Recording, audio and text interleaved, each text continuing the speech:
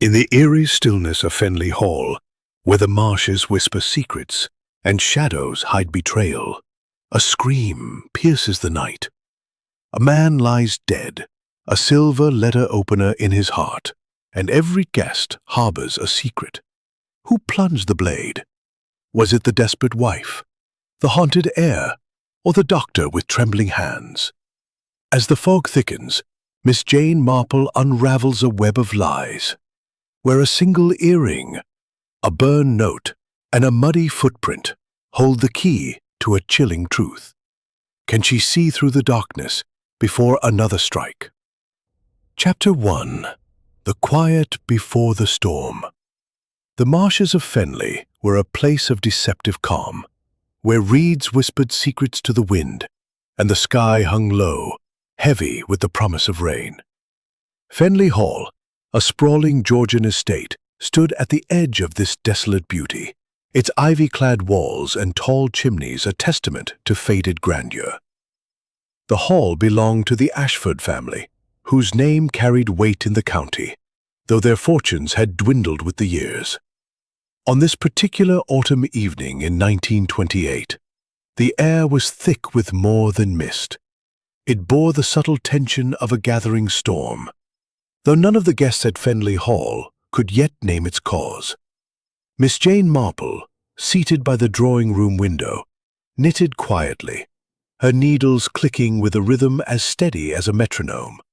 She had been invited to Fenley Hall by her old friend, Lady Clara Ashford, who had written of a delightful weekend with interesting company. Miss Marple, ever observant, suspected the invitation held more than it revealed. Lady Clara's letters had a certain tone, guarded, almost anxious, that suggested all was not well. And so, Miss Marple had packed her modest suitcase, kissed her nephew Raymond goodbye, and taken the train from St. Mary Mead to this remote corner of England. The drawing-room was a study in contrasts, opulent yet frayed, warm yet unwelcoming. The guests, gathered for drinks before dinner, moved with the studied politeness of people who did not entirely trust one another. Lady Clara, a widow of 55 with a nervous smile, presided over the group with the air of a hostess determined to keep up appearances. Her son, Roland Ashford, a handsome man in his early 30s, lounged by the fireplace, his charm undercut by a restless energy. His wife, Evelyn, a striking woman with sharp cheekbones and sharper eyes, sipped her sherry in silence, her gaze flickering toward the door. Then there was Dr. Ernest Hargreaves, a local physician with a weary face and a habit of rubbing his hands together as if to warm them, even by the fire. Beside him sat Miss Lydia Crane, a spinster of indeterminate age, whose bird-like movements and with Lady Clara, though Miss Marple noted the way his eyes lingered on Evelyn Ashford. Miss Marple's companion for the weekend, her young friend Margaret West, leaned close and whispered, "What an odd assortment, Aunt Jane. Do you think Lady Clara meant to collect such a curious group?" Miss Marple's eyes twinkled behind her spectacles. "My dear Margaret, people are rarely collected by accident. There is always a purpose, even if it is not yet clear." Margaret, a cheerful woman in her late 20s, had been roped into the weekend by Miss Marple's gentle insistence. She was not unlike Captain Hastings in her earnestness, though she lacked his tendency to leap to conclusions. Miss Marple found her a useful sounding board, for Margaret's observations, while not always profound, were often refreshingly honest. The conversation in the room was desultory, touching on the weather, the state of the marshes, and the upcoming hunt. Roland Ashford spoke animatedly about the estate's game, though Miss Marple noted a strain in his voice, as if he were performing for an audience. Evelyn, by contrast, said little, her fingers tightening around her glass when her husband mentioned a recent trip to London. Dr. Hargreaves, perhaps sensing the undercurrent, steered the talk to safer ground, recounting a tale of a patient who had wandered into the marshes and nearly drowned. "It's a treacherous place, the marsh," he said, his voice low. "The ground looks solid, but it can swallow you whole if you're not careful." Miss Lydia Crane shivered dramatically. "Oh, how dreadful! It reminds me of Tennyson. The fen's a wilderness of reeds and mud, where shadows creep and spectres brood." Mr. Langston smiled thinly. "Poetry is all very well, Miss Crane, but I'd rather trust a good map than a verse when navigating the marshes." Lady Clara laughed, a brittle sound. "Let's not frighten our guests, Dr. Hargreaves. The marshes are perfectly safe if you know the paths. Shall we go into dinner?" The party moved to the dining room, where a long mahogany table gleamed under candlelight. The meal was lavish: roast pheasant, creamed potatoes, and a claret that spoke of better days. But the atmosphere remained strained. Miss Marple, seated between Margaret and Dr. Hargreaves, observed the small details that others might miss. The way Roland's hand trembled as he poured wine, the fleeting glance Evelyn exchanged with Mr. Langston, the way Lady Clara's eyes darted to the clock at precisely 8:15 p.m. Dinner passed without incident, though Miss Marple noted the time, 8:45 p.m., when Roland excused himself to check on something in the study. He returned 10 minutes later, his face pale, and murmured something to his mother. Lady Clara's smile faltered, but she quickly recovered, urging her guests to try the dessert. After dinner, the party returned to the drawing room for coffee. The French doors leading to the terrace were slightly ajar, though no one remarked on it. The wind carried the scent of damp earth and something sharper, almost metallic. She made a mental note of it, her fingers never pausing in their knitting. At 9:30 p.m., a scream shattered the quiet. It came from the direction of the terrace, high and piercing, unmistakably Evelyn's. The guests froze, coffee cups suspended mid-air. Roland was the first to move, bolting toward the doors, followed by Dr. Hargreaves and Mr. Langston. Lady Clara clutched her shawl, her face ashen, while Miss Crane let out a small whimper. Miss Marple set her knitting aside and rose, her movements calm but deliberate. Margaret, wide-eyed, followed her to the terrace, where a ghastly sight awaited. Evelyn Ashford stood trembling, her hands pressed to her mouth, staring at the ground. There, sprawled on the flagstones, lay Victor Langston, his tailored suit stained with blood, a letter opener protruding from his chest. His eyes stared blankly at the sky, and the marsh beyond seemed to swallow the silence that followed. Dr. Hargreaves knelt beside the body, his fingers searching for a pulse. After a moment, he shook his head. "He's dead, stabbed by the look of it. This happened within the last half hour." Roland swore under his breath, his eyes darting to his wife. Evelyn swayed, and Lady Clara rushed to her side, murmuring words of comfort. Miss Crane, clutching a handkerchief, began to recite something about death's dark veil, but no one paid her any mind. Miss Marple stepped forward, her gaze sweeping the scene. The letter opener was silver, engraved with the Ashford crest. A single footprint, smudged with marsh mud, marked the edge of the terrace. The French doors, she noted, showed no signs of forced entry. And there, half hidden by a potted fern, lay a crumpled piece of paper, its edges singed, as if someone had tried to burn it. "My dear Margaret," Miss Marple said softly, "I fear this weekend will not be as restful as Lady Clara promised." Margaret stared at her, bewildered. "Aunt Jane, you don't think... Surely it's an accident." Miss Marple's lips twitched in the faintest of smiles. "An accident, my dear? No, this is murder. And I suspect the marshes of Fenley have more secrets to reveal before we are done." Chapter 2. The Shadow of Death. The terrace of Fenley Hall, bathed in the dim glow of the drawing-room lamps, was a stage set for tragedy. Victor Langston's body lay motionless on the flagstones, the silver letter opener glinting cruelly in the half-light. The air was heavy with the scent of marsh mud and something sharper, Blood, perhaps, or fear.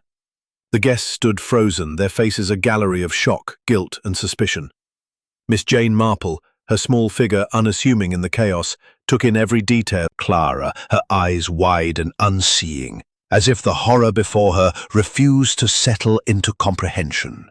Roland Ashford, his face pale as chalk, knelt beside the body, muttering, "This can't be. Not here. Not now." Dr. Ernest Hargraves, ever the professional, continued his examination, though his hands shook slightly as he probed the wound. Miss Lydia Crane, clutching her handkerchief like a talisman, hovered at the edge of the group, her lips moving silently in what might have been a prayer or another snatch of poetry. Margaret West, standing close to Miss Marple, whispered, "Aunt Jane, this is dreadful. Who could have done such a thing?" Miss Marple's eyes, sharp behind her spectacles, flickered to the faces around her. "Patience, my dear Margaret. The truth is like a delicate thread. Pull too quickly and it snaps. We must observe and wait." The local police were summoned, though Fenley's isolation meant a delay. Dr. Hargreaves, with Roland's reluctant assistance, moved the body to a small parlour off the main hall, covering it with a sheet. Miss Marple noted the care with which Roland avoided touching the letter opener, still embedded in Langston's chest. She also observed the way Evelyn's gaze followed her husband, not with concern, but with something closer to accusation. The guests were ushered back to the drawing room, where the fire had burned low, casting long shadows across the faded wallpaper. Lady Clara, her hostess's composure fraying, poured brandy with unsteady hands. "We must stay calm," she said, her voice brittle. "The police will sort this out. It's a terrible accident, surely." "An accident," Roland snapped, his tone sharper than intended. "With a letter opener in his heart. Mother, don't be absurd." Evelyn flinched, and Miss Marple's needles paused mid-stitch. The room was a pressure cooker, and every word was a clue. She glanced at the French doors, still ajar, and the faint smear of mud on the threshold. The singed paper she had spotted earlier had been retrieved by Dr. Hargreaves, who had placed it on a side table without comment. Miss Marple made a mental note to examine it later. Dr. Hargreaves cleared his throat. "I've seen my share of accidents, Lady Clara, but this is murder. The wound is too precise, too deep. Whoever did this meant to kill." Miss Crane let out a small gasp. "Oh, how awful! The lifeblood dims the eye, and death's cold hand doth seize the prize." "Enough of your poetry, Lydia," Roland said, his voice tight. "This isn't a drawing-room game." Miss Marple's lips twitched faintly. She had known many young men like Roland Ashford, charming when it suited them, but quick to temper when control slipped away. She turned to Lady Clara. "My dear, might I suggest we all sit down? The police will want to know where we were and what we saw. It would be wise to collect our thoughts." Lady Clara nodded, grateful suggestion. The group settled uneasily, their chairs forming a loose circle around the fire. Miss Marple took her usual seat by the window, her knitting resumed, though her eyes missed nothing. Margaret sat beside her, clutching a cup of untouched tea. "Let us begin with the facts," Miss Marple said gently, her voice carrying the authority of quiet certainty. "Mr. Langston was alive at dinner, which ended at 9 o'clock. He was found dead at 9:30. That leaves a window of 30 minutes. Where was everyone during that time?" The question hung in the air, heavy as the marsh fog. Roland shifted uncomfortably. "I was in the study, as I said. I went to check some papers after dinner. I returned just before the scream." "Alone?" Miss Marple asked, her tone mild. "Yes, alone," he said, too quickly.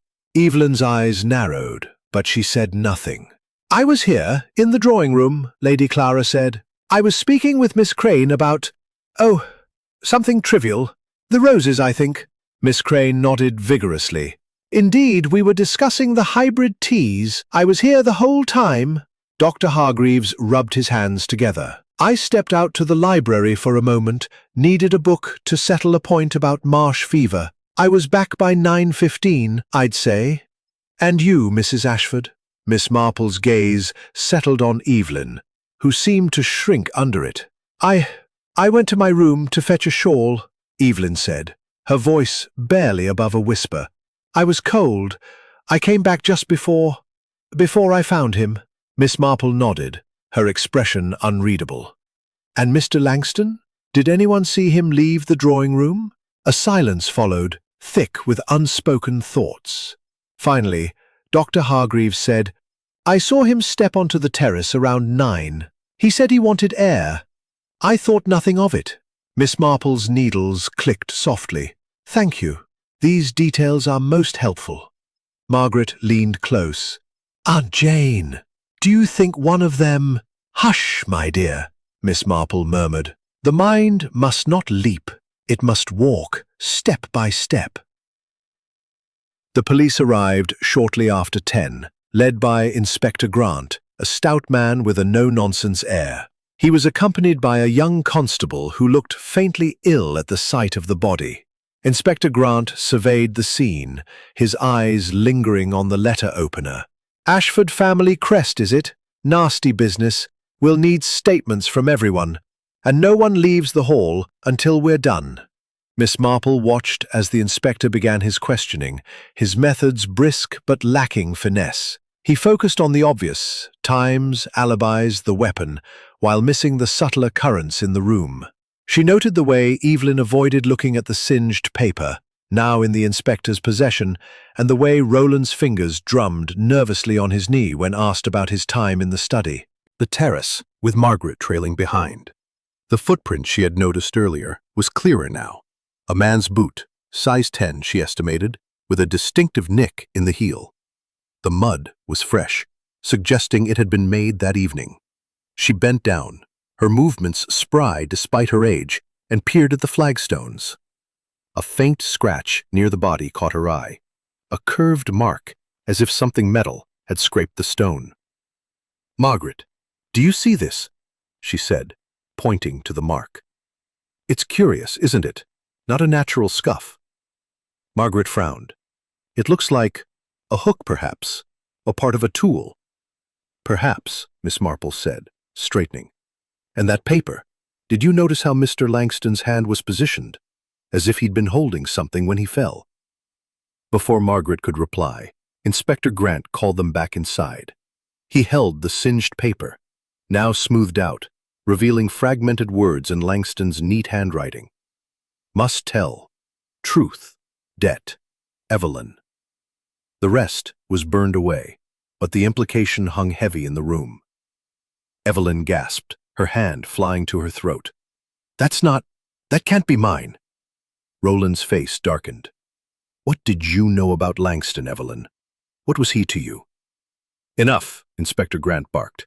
We'll sort this out tomorrow. No one touches anything and no one leaves. As the guests dispersed to their rooms, Miss Marple lingered, her mind turning over the evening's events. The letter opener, the footprint, the singed note, the scratch on the stone, each was a piece of a puzzle, and Miss Marple knew that puzzles, when solved, revealed not just crimes, but the hearts of those who committed them. Margaret, she said as they climbed the stairs, there is a darkness in this house, and it is not just the shadow of death. Tomorrow, we must look closer. Margaret shivered. You think you know who did it, Aunt Jane? Miss Marple smiled faintly. Not yet, my dear, but the marshes are speaking, and I am listening. Chapter 3. The Mind at Work. The morning after Victor Langston's murder dawned gray and heavy, the marshes outside Fenley Hall, shrouded in a mist that seemed to mirror the unease within. The great house, usually a beacon of order, felt stifled, its corridors echoing with the weight of suspicion. Breakfast was a somber affair, served in the dining room where only hours before the guests had dined in ignorant bliss. Now, the clink of china was muted, and conversation was reduced to polite murmurs, each guest avoiding the other's eyes. Miss Jane Marple sat at the far end of the table, her knitting neatly folded in her lap, her teacup untouched. She had risen early, as was her habit, and had already taken a quiet turn about the terrace before the household stirred. The footprint she had noted the previous night was still there, though the morning dew had softened its edges. The curved scratch on the flagstone, however, remained sharp. And she had found a second clue, a single pearl earring half buried in the gravel near the terrace steps. It was a delicate thing, set with a tiny sapphire, and Miss Marple had tucked it into her handkerchief, her mind already weaving connections. Margaret West, seated beside her, pushed a piece of toast around her plate. "Aunt Jane, I hardly slept," she whispered. "Every creak in the house made me think of him." Miss Marple patted her hand. "That is quite natural, my dear. Murder unsettles the soul, but it also sharpens the mind, if one lets it." Across the table, Lady Clara Ashford looked haggard, her eyes red-rimmed as if she had wept through the night. Roland Ashford, by contrast, was restless, his fingers tapping an erratic rhythm on the tablecloth. Evelyn, his wife, was absent, having pleaded a headache and remained in her room. Dr. Ernest Hargreaves ate methodically, his face a mask of professional calm, while Miss Lydia Crane, ever theatrical, clutched a lace handkerchief and sighed over her poached egg. Inspector Grant arrived at 9 o'clock, his heavy footsteps announcing his presence long before he entered the dining room. He was accompanied by his constable, who carried a notebook and looked even more out of his depth than the previous night.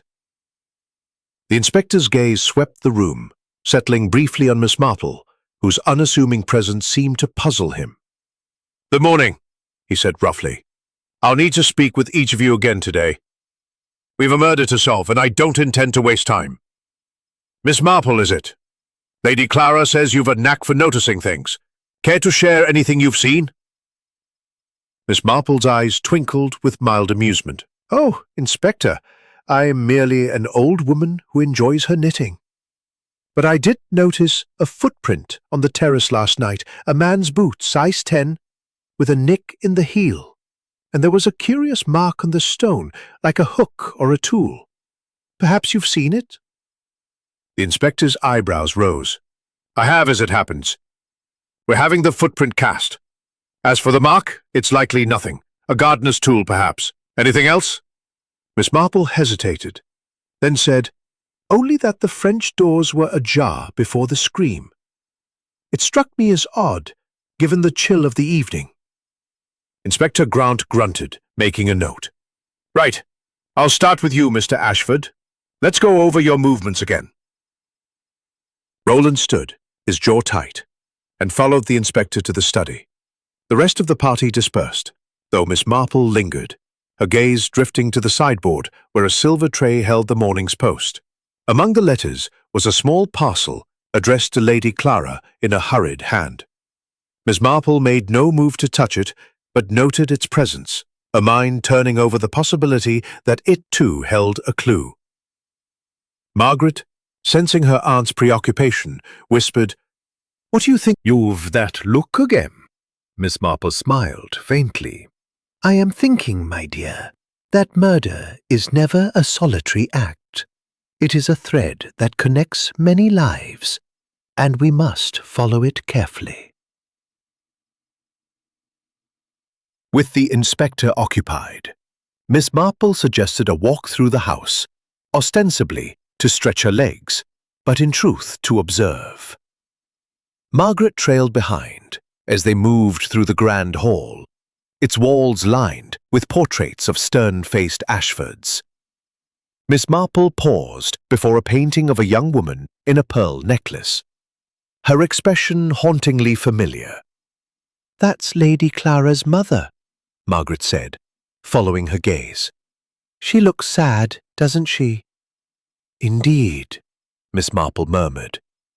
"Sadness often leaves a mark, like a footprint in the mud." Their walk took them to the library, where Dr. Hargreaves was leafing through a medical journal. He looked up, startled as they entered. "Oh, Miss Marple, Miss West.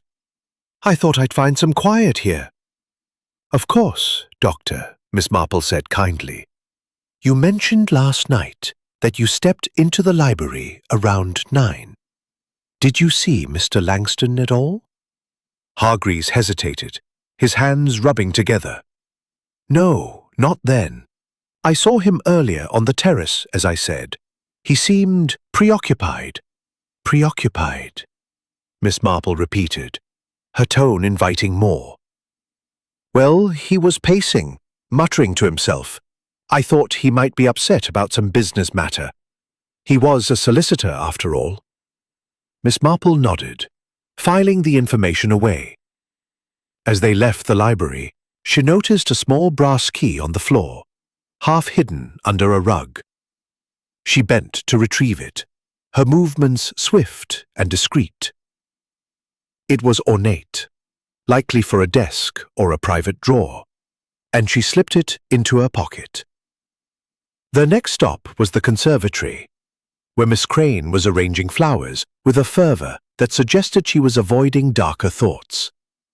"Oh, Miss Marple," she exclaimed, "these roses are the only comfort in this dreadful house. The rose doth bloom where sorrow dwells." "Very apt, Miss Crane," Miss Marple said. "Did you notice anything unusual last night, before the tragedy?" Miss Crane's hands faltered. "Unusual? Well, I did see Evelyn go upstairs after dinner, but she was back so quickly it hardly seemed worth mentioning. And Roland was in the study, of course." "Of course," Miss Marple echoed, her mind noting the timing. Evelyn's quick return suggested a shorter absence than she had claimed. As they returned to the drawing room, Miss Marple's thoughts were interrupted by a commotion. Evelyn Ashford, pale and dishevelled, had emerged from her room, and Observations. I'd like to hear them. Miss Marple inclined her head. I shall be happy to assist, Inspector, in my small way. As Evelyn followed the inspector, Miss Marple drew Margaret aside. My dear, I need you to do something for me. Keep an eye on Lady Clara. She is hiding something, I am sure of it. And that parcel on the sideboard, see if you can learn more about it. Margaret's eyes widened. You think it's important? Everything is important, Miss Marple said, her voice soft but firm. In a house like this, secrets are as common as dust. The morning wore on, with the inspector's interviews yielding little but alibis and evasions. Miss Marple, however, was not idle. She examined the singed paper again, now in the inspector's possession, but briefly left unattended. The words "Debt, Evelyn" were clear, but she noticed something new, a faint watermark, barely visible, bearing the crest of a London bank. By lunchtime, the atmosphere in Fenley Hall was suffocating. The guests ate in silence, save for Miss Crane's occasional murmurs of poetry. Miss Marple, her knitting resumed, watched as Roland avoided his wife's gaze and Lady Clara toyed nervously with her napkin. The pearl earring, the brass key, the watermark, the footprint, these were pieces of a puzzle, and Miss Marple knew that puzzles, when solved, revealed not just crimes, but the human heart.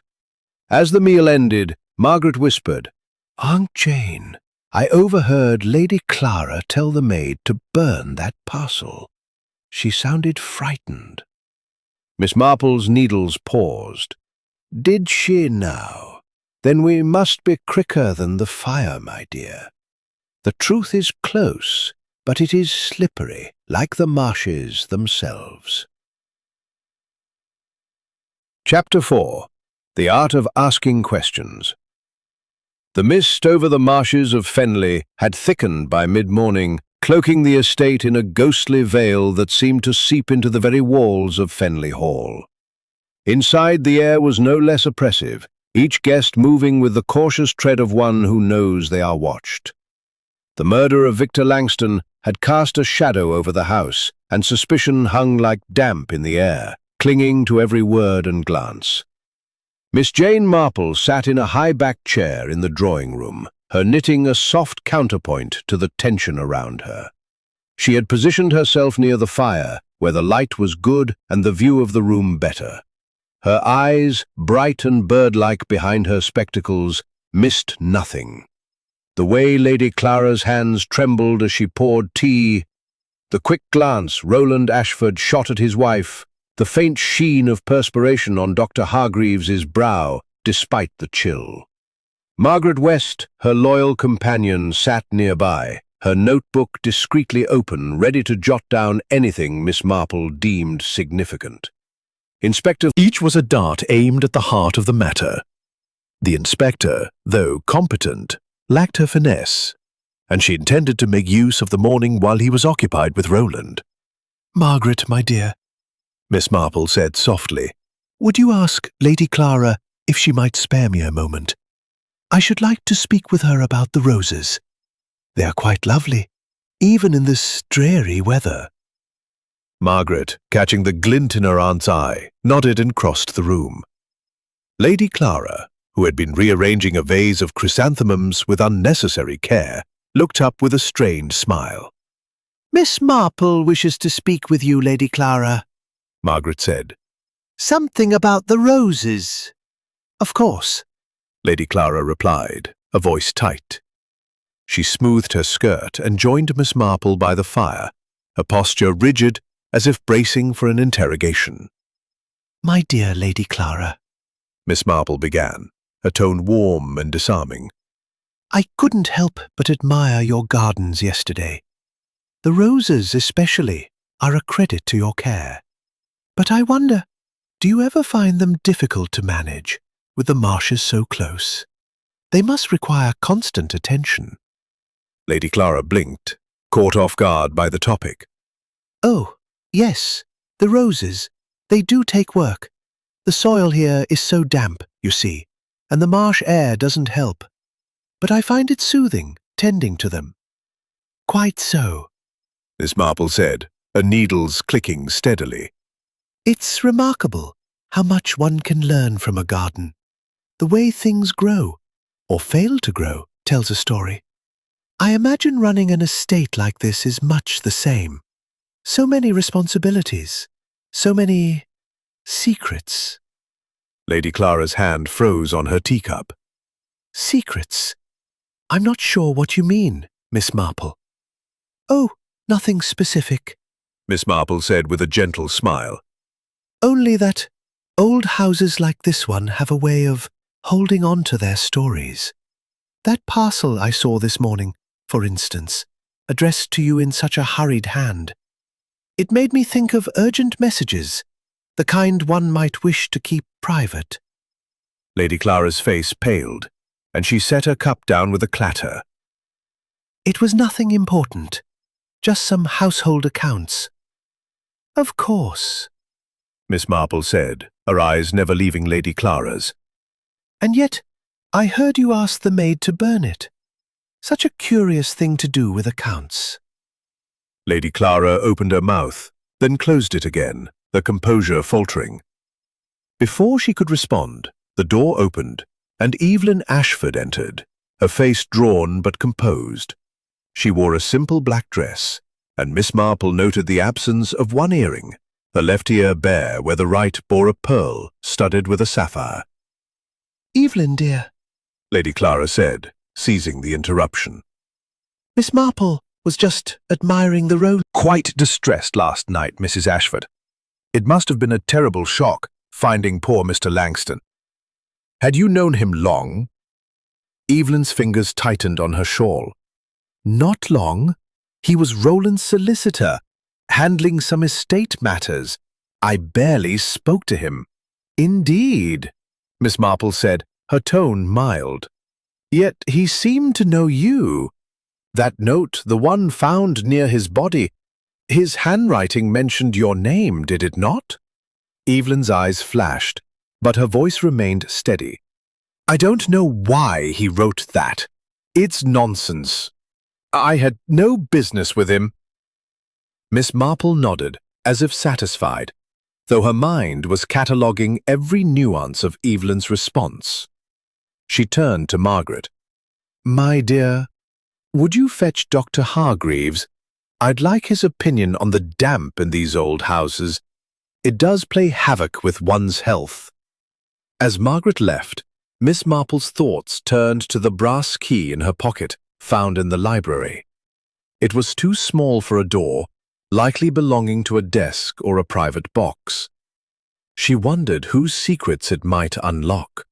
Dr. Hargreaves arrived, his usual calm tinged with unease. "Miss Marple, you wished to see me?" "Yes, doctor," she said, offering him a seat. "I was just thinking how valuable your observations must be, living so close to the marshes. You must notice everything.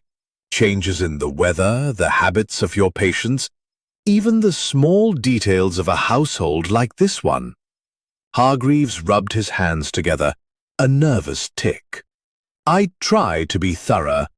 Medicine demands it." "Quite so," Miss Marple said. "And last night you were in the library, you said, around 9 o'clock. Did you happen to notice anything unusual? A sound, perhaps, or someone passing by?" Hargreaves hesitated. "I heard footsteps on the terrace, but I thought it was Langston. He'd gone out for air, as I told you." "And you saw no one else?" Miss Marple pressed, her voice gentle but insistent. "No one," he said too quickly. "I was back in the drawing room by 9:15.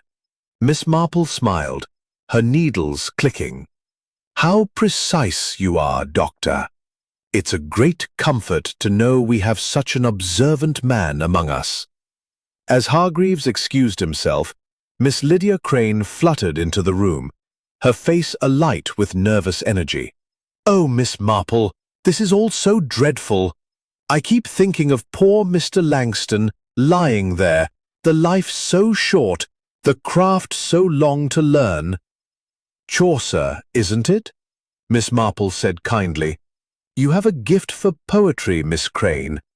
It must help you notice the rhythms of life, the comings and goings of people, for instance." More. "Oh, nothing specific," Miss Crane said, waving a hand. "Just a feeling." She was adjusting her shawl as if she'd been in a hurry.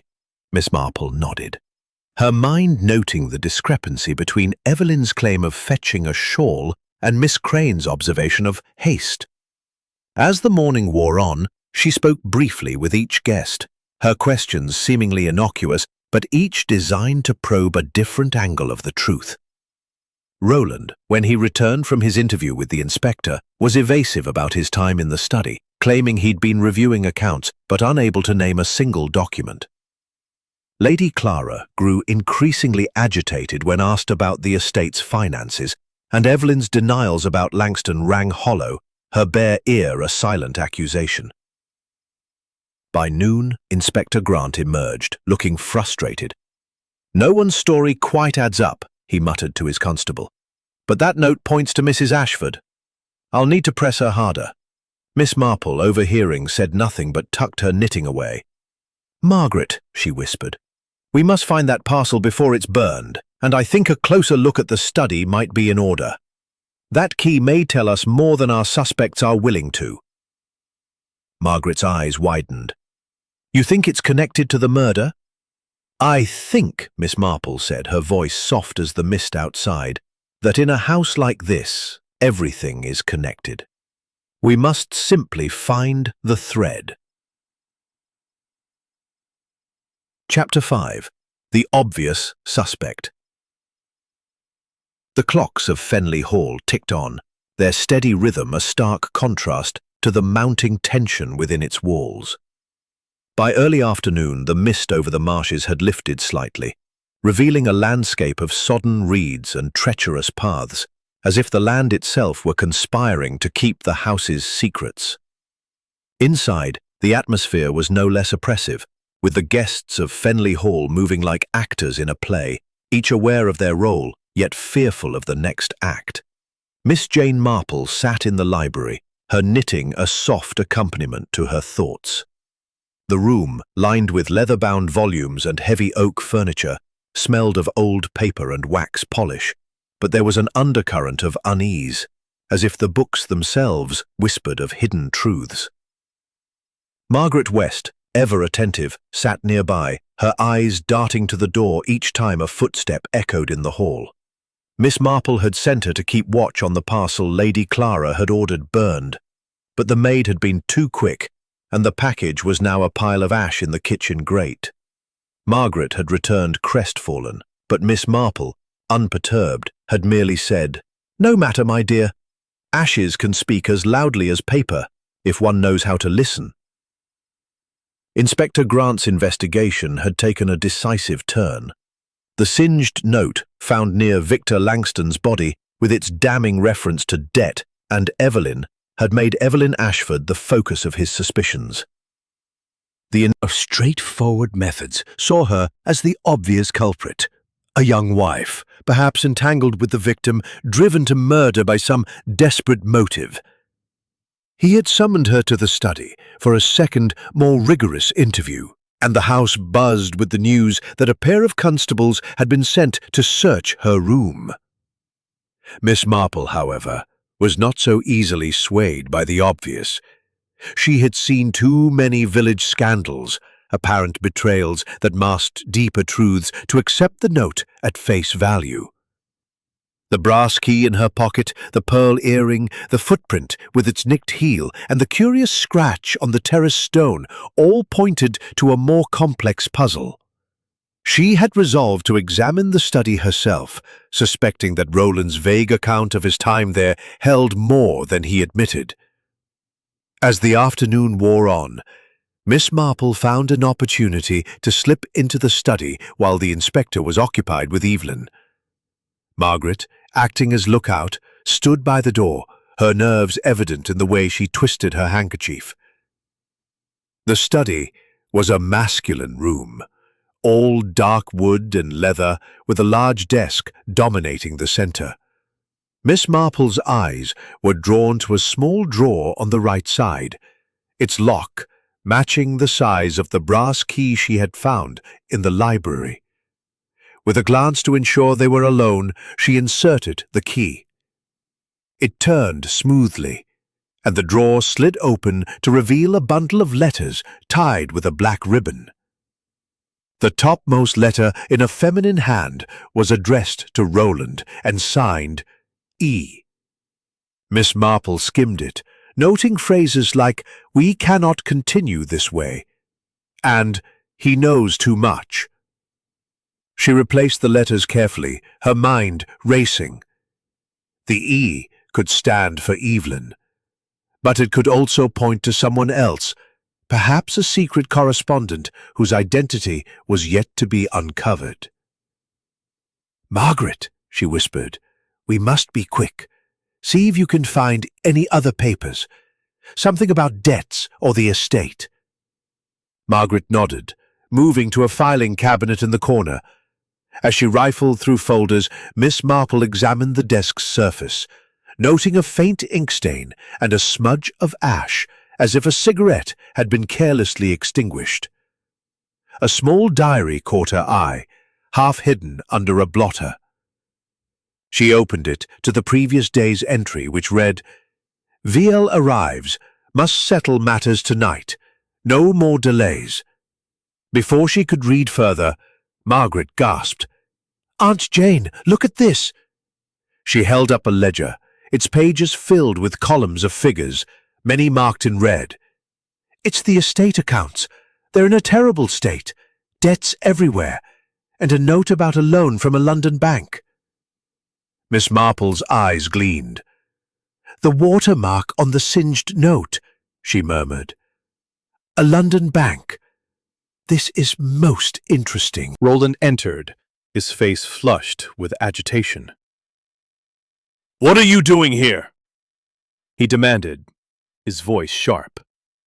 "Oh, Mr. Ashford," Miss Marple said, her tone mild as milk. "I was merely admiring the view from the window. The marshes are so striking, even in this gloom." Roland's eyes narrowed, but he said nothing. turning instead to the desk as if to check its contents. Miss Marple and Margaret retreated to the drawing room, where the other guests were gathered, their faces a study in unease. Miss Lydia Crane was reciting poetry to no one in particular, her voice trembling with nerves. Dr. Hargreaves sat by the fire, his hands still for once, as he stared into the flames. Lady Clara, pale and distracted, was attempting to pour tea, but spilled it twice. The door burst open, and Inspector Grant strode in, followed by a shaken Evelyn. "Mrs. Ashford," he said, his voice carrying a note of triumph. "We found this in your room." He held up a silk scarf, stained with what appeared to be blood. "Care to explain?" Evelyn's eyes widened. That's not mine. I've never seen it before. Roland stepped forward, his face dark. "Evelyn, what's going on? First the note, now this." It's not true, she cried, her voice breaking. Someone's trying to make me look guilty. Miss Marple watched the scene unfold, her expression serene, but her mind alert. The scarf was a clumsy touch, too obvious, too conveniently placed. She recalled a maid mentioning that Evelyn's room had been left unlocked during dinner, accessible to anyone. The blood, she suspected, might not even be Langston's, but the inspector was unlikely to test it immediately. "Inspector," Miss Marple said, her voice cutting through the tension. "Might I suggest examining the scarf closely? The stain looks fresh, yet Mr. Langston died last night. Blood does not stay so vivid for so long, does it?" Grant frowned, turning the scarf over in his hands. "You have a point, Miss Marple. We'll have it tested. But this doesn't clear Mrs. Ashford.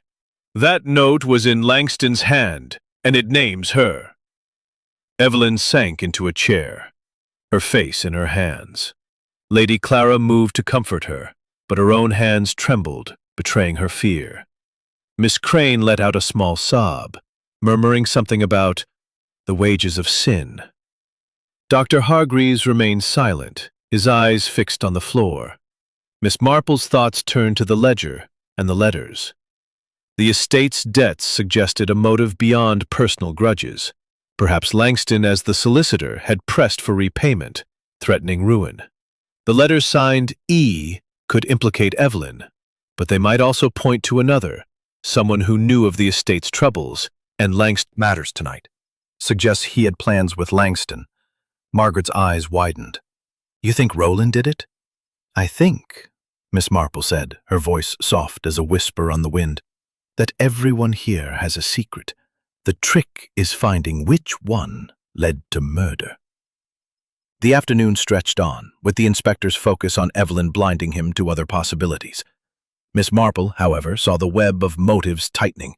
Roland's financial desperation, Lady Clara's fear of exposure, Hargreaves's evasiveness, Miss Crane's nervous chatter, and then there was the pearl earring, its twin still adorning Evelyn's ear.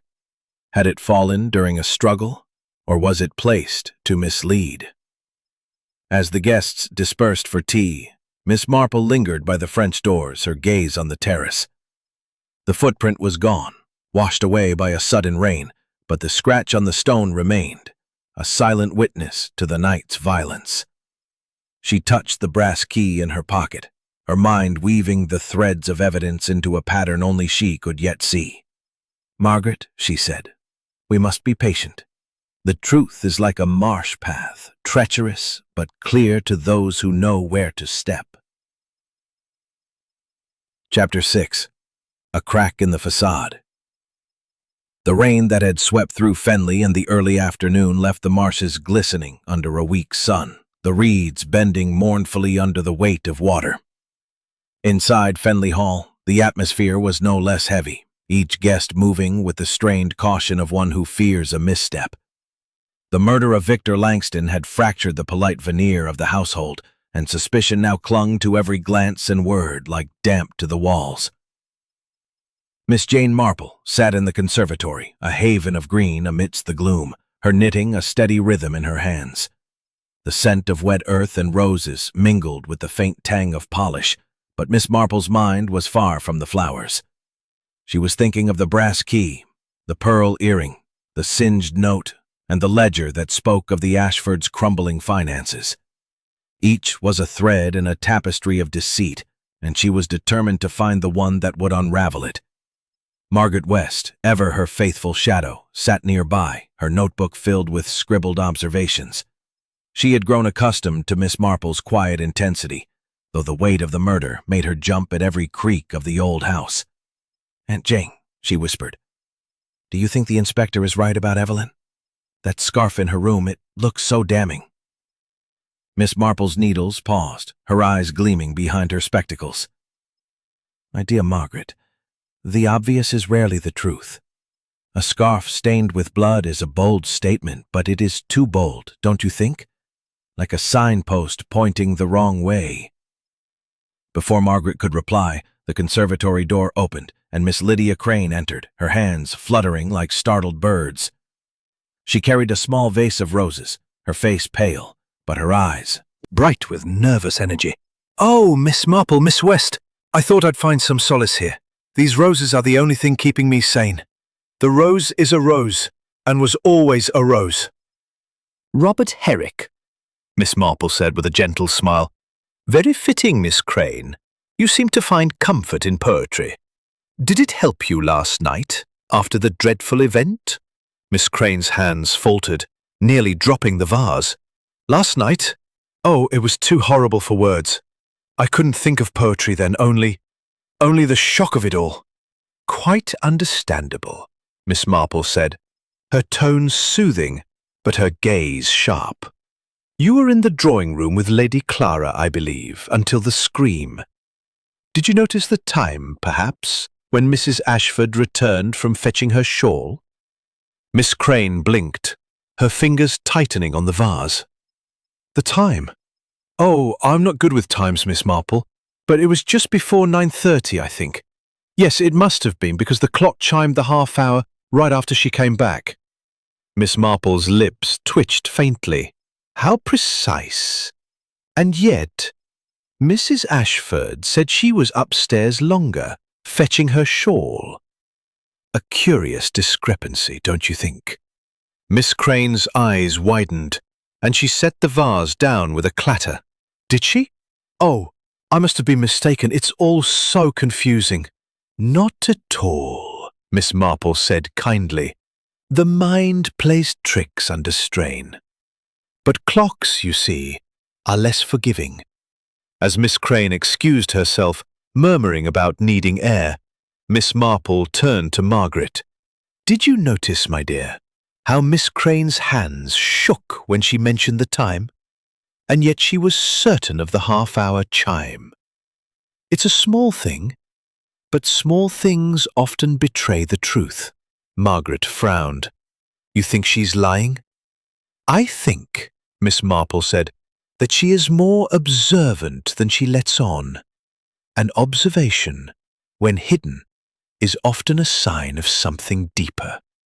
Their conversation was interrupted by the arrival of Inspector Grant, his face set in a scowl.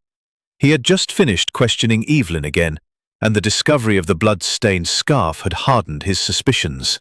"Miss Marple," he said, striding into the conservatory, "you've a knack for noticing things. Care to explain why Mrs. Ashford's story doesn't add up? She says she was upstairs from 9 to 9:20, but Miss Crane says she was back by 9:15. Miss Marple's needles clicked softly. "A discrepancy in time is always significant, Inspector. It suggests either a mistake or a deliberate falsehood. Have you considered the possibility that someone else was on the terrace with Mr. Langston?" Grant grunted. "I'm considering everything. But that note, debt, and Evelyn, and now the scarf? It's piling up against her." "Ashford's account is rather vague. Perhaps you might ask him about the diary on his desk. I believe it mentions a meeting with Mr. Langston last night." The inspector's eyes narrowed. "Diary? He didn't mention that. I'll have a look." As Grant left, Miss Marple turned her attention to the conservatory windows, which overlooked the terrace. The rain had washed away much of the evidence, but the curved scratch on the flagstone remained, glinting faintly in the sunlight. She rose, her movements spry, and stepped outside, Margaret following. "Look here, Margaret," she said, pointing to the scratch. "It's deeper than I first thought. Not a casual mark, but something made with force. And see how it curves, like the edge of a hook or a clasp." Margaret Melt decided, her brow furrowed. Could it be from a weapon? Something other than the letter opener? "Possibly," Miss Marple said. "Or perhaps something dropped in haste. We must keep our eyes open." Their inspection was cut short by a commotion from the house. Roland Ashford's voice, raised in anger, echoed through the hall. "I won't have you accusing her like this. You've no proof." Miss Marple and Margaret hurried inside to find Roland confronting Dr. Hargreaves in the drawing room. Lady Clara stood by, wringing her hands, while Miss Crane hovered near the door, her eyes wide with alarm. "What's this about?" Miss Marple asked, her voice calm but authoritative. Dr. Hargreaves rubbed his hands together, his face flushed. "I merely suggested to Mr. Ashford that his wife's behavior last night was unusual. She was seen near the terrace just before the scream, and that note—" "It's a lie," Roland snapped. "Evelyn was upstairs. You're trying to shift blame." Miss Marple's gaze flicked to Hargreaves, noting the way his eyes darted to the French doors. "Dr. Hargreaves," she said gently, "you seem certain of Mrs. Ashford's movements, yet you were in the library at the time, were you not?" Hargreaves hesitated, his hands stilling. I glanced out the window and saw her. The library overlooks the terrace." "A glance," Miss Marple repeated, her tone mild. "How fortunate that you saw so much in so brief a moment." The room fell silent, the weight of her words settling like dust. Roland glared at Hargreaves, while Lady Clara murmured something about tea. Miss Marple, however, was focused on a new clue. Hargreaves claimed to have seen Evelyn from the library. The library windows, she recalled, were high and narrow, offering a limited view of the terrace. To see someone clearly, one would need to stand close to the glass, yet Hargreaves had said he was only in the library briefly. As the group dispersed, Miss Marple drew Margaret aside. "My dear, we must visit the library again. Dr. Hargreaves' story is like a poorly knitted scarf, full of holes, and I suspect that scratch on the terrace may tell us more than he wishes." Margaret nodded, her nerves steadied by Miss Marple's calm. What about the earring? Do you think it's Evelyn's? "I think," Miss Marple said, her eyes gleaming, "that it belongs to someone who was on the terrace last night, and that someone is growing careless." The afternoon faded into evening, and the house seemed to close in on itself. The marshes outside, a silent witness to the secrets within. Miss Marple knew that the truth was close, but it was as treacherous as the marsh paths. One wrong step, and it would slip away. Chapter 7. Secrets Laid Bare. The evening shadows lengthened across Fenley Hall, casting the marshes beyond in hues of grey and violet, as if the landscape itself mourned the violence that had stained its quiet beauty. Within the house, the air was thick with unspoken accusations, each guest moving with the wariness of one who knows they tread on treacherous ground. The murder of Victor Langston had peeled back the polite facade of the household, revealing fissures that ran deeper than the marsh paths outside. Miss Jane Marple sat in the drawing-room, her knitting a soft counterpoint to the crackle of the fire. Her small figure, unassuming in its neat woolen cardigan, belied the sharpness of her mind, which turned over the clues like a jeweler examining facets of a gem.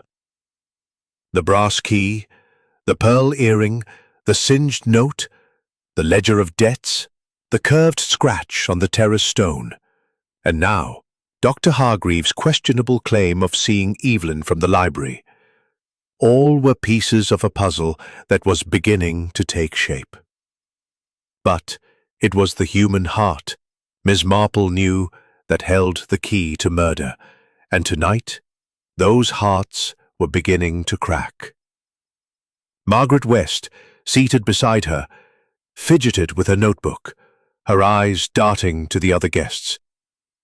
"Aunt Jane," she whispered, "the way they're all avoiding each other. It's as if they're afraid of what they might say." Miss Marple's needles clicked steadily. "Fear, my dear, is a great revealer. It makes people careless, and carelessness is where the truth slips through." The drawing room was a stage for unease.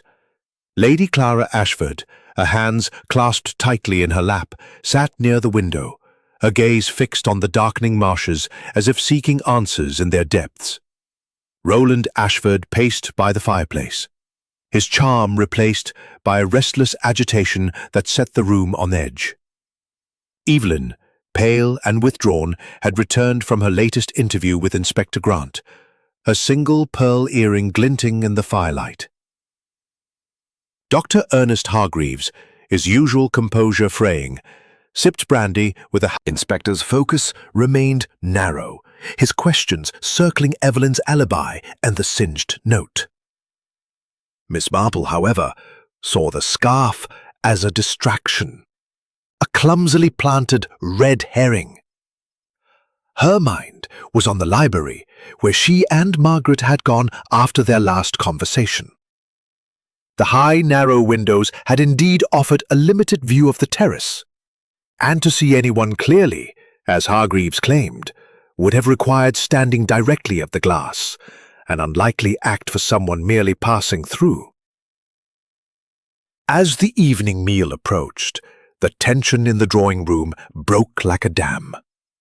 It began with Roland, whose pacing had grown more erratic. He stopped abruptly, turning to Evelyn with a look of barely contained fury. "You've said nothing, Evelyn. Nothing. That note mentioned you, and now this scarf. What were you hiding from me?" Evelyn's face drained of color, her hands twisting in her lap. "I've told you, Roland. I don't know anything about it. Why won't you believe me?" Lady Clara rose, her voice sharp. "Roland, stop this. You're making it worse. Evelyn is your wife. She deserves your trust." "Trust?" Roland snapped, his voice rising. "When she was sneaking around with Langston, I saw the way he looked at her at dinner, and now that note—" "Enough!" Evelyn cried, her voice breaking. "I wasn't sneaking around with him. He was helping me, helping us. The estate, Roland. You know we're in trouble. He was trying to find a way to save it." The room fell silent, the weight of her words settling like a fog. Miss Marple's needles paused, her eyes ficking to Lady Clara, who had gone rigid. "Save the estate," Miss Marple said gently. "That is most interesting, Mrs. Ashford. What exactly was Mr. Langston doing to help?" Evelyn hesitated, her gaze dropping to the floor. He was negotiating with the bank. There was a loan, a large one, that we couldn't repay. He said he could rearrange the terms, but he needed something from us in return." "What did he want?" Miss Marple asked, a tone as soft as a whisper, but carrying the weight of a command. Evelyn's eyes filled with tears. "I don't know. He wouldn't say. He just kept saying it was a matter of trust." Roland's face darkened. "Trust? And you didn't think to tell me this? What else were you keeping from me, Evelyn?" Before Evelyn could respond, Dr. Hargreaves cleared his throat, his voice unsteady. "This is hardly the time for family quarrels. We're all under strain. Perhaps Langston's death was a robbery gone wrong, someone from the village perhaps, who knew he carried important papers." Miss Marple's lips twitched faintly. "It's possible. We're all jumping to conclusions." Miss Crane, unable to resist the drama, chimed in. Oh, what a tangled web we weave, when first we practice to deceive. I do think there are secrets here, Miss Marple. I saw Roland leave the study last night, just before the scream, and he looked so agitated. Roland rounded on her. You were spying on me? What were you doing skulking about? I wasn't skulking, Miss Crane protested, her voice rising to a squeak. I was in the hall, looking for my shawl. I saw you come out, and you were muttering something about no more delays. Miss Marple's eyes gleamed. The phrase, no more delays, echoed the diary entry she had found in the study, tying Roland to Langston's final moments. But it was Miss Crane's mention of the shawl that caught her attention. Your shawl, Miss Crane? She said.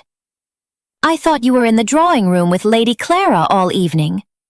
Miss Crane blinked, her hands fluttering. Oh, I was, mostly. But I stepped out for a moment. The room was so stuffy. Indeed, Miss Marple said, her tone mild but her mind racing.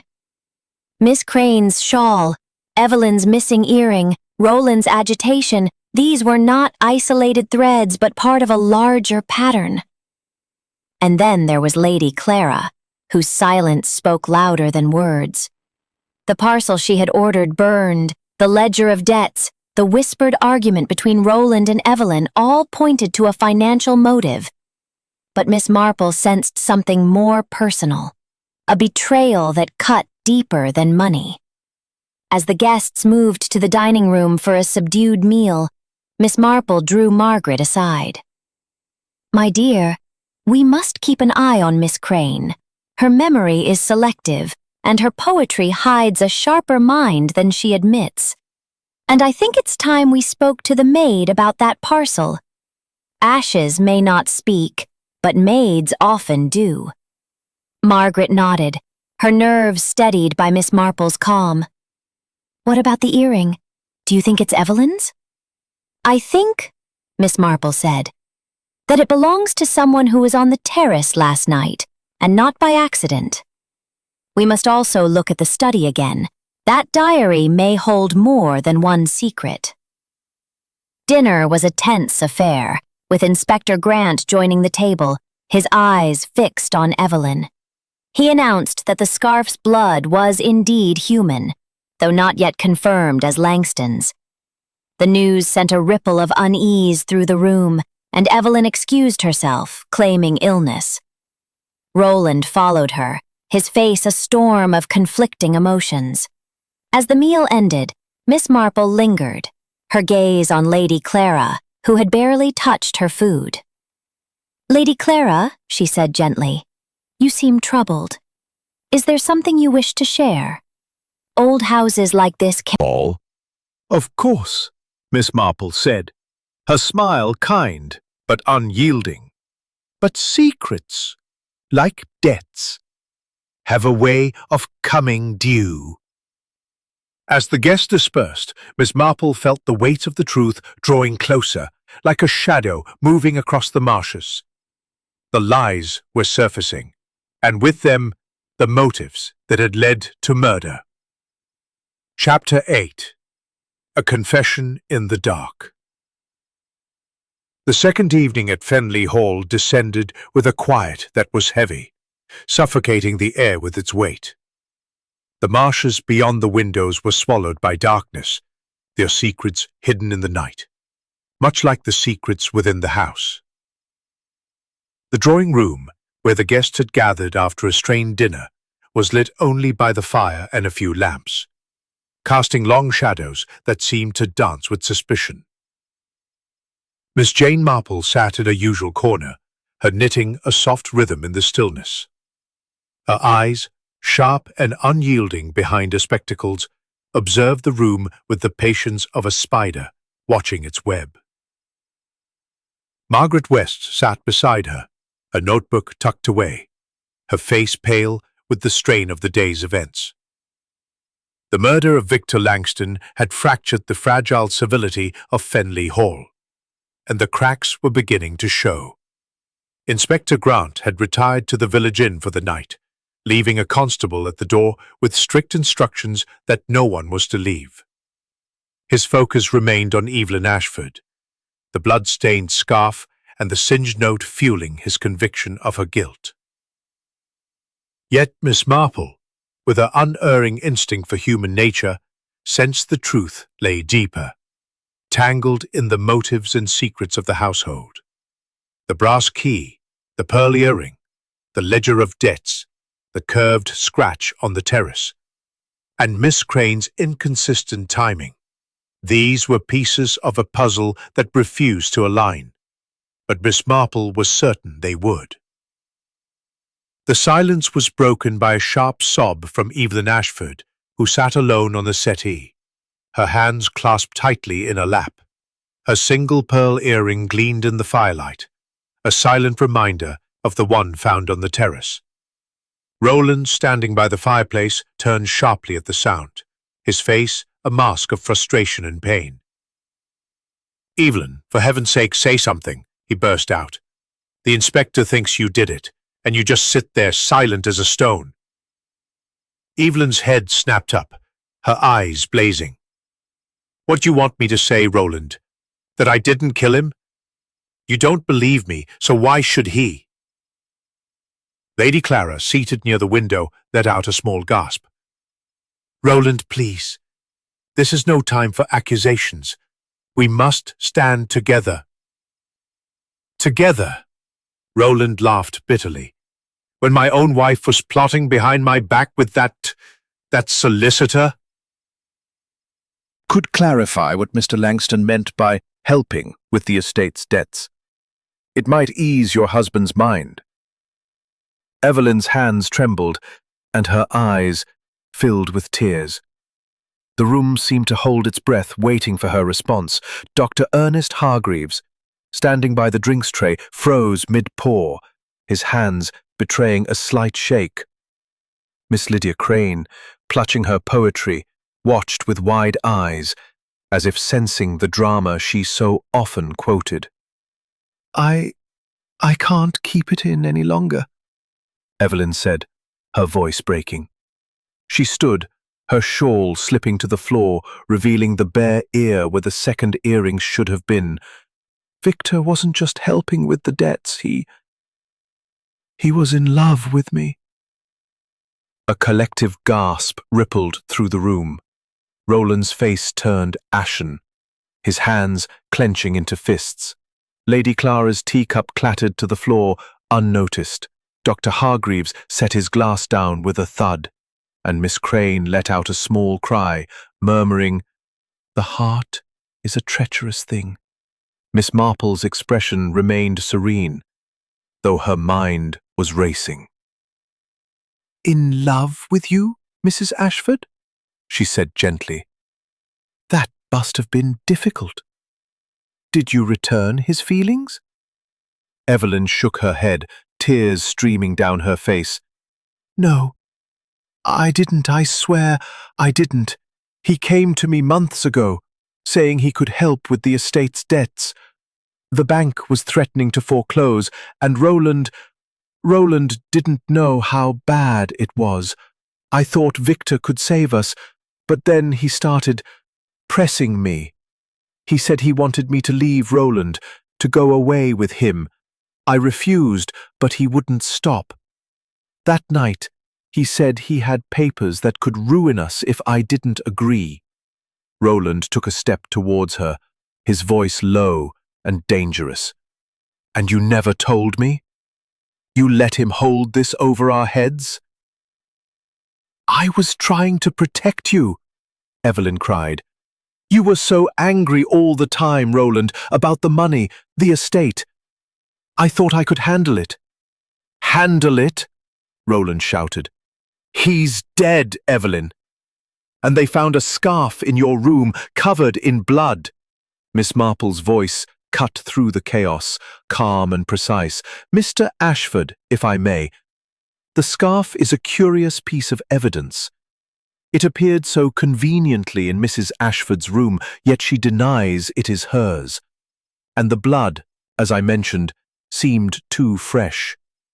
It is possible, is it not, that someone placed it there to mislead? Roland stared at her, his anger faltering. You think someone's framing her?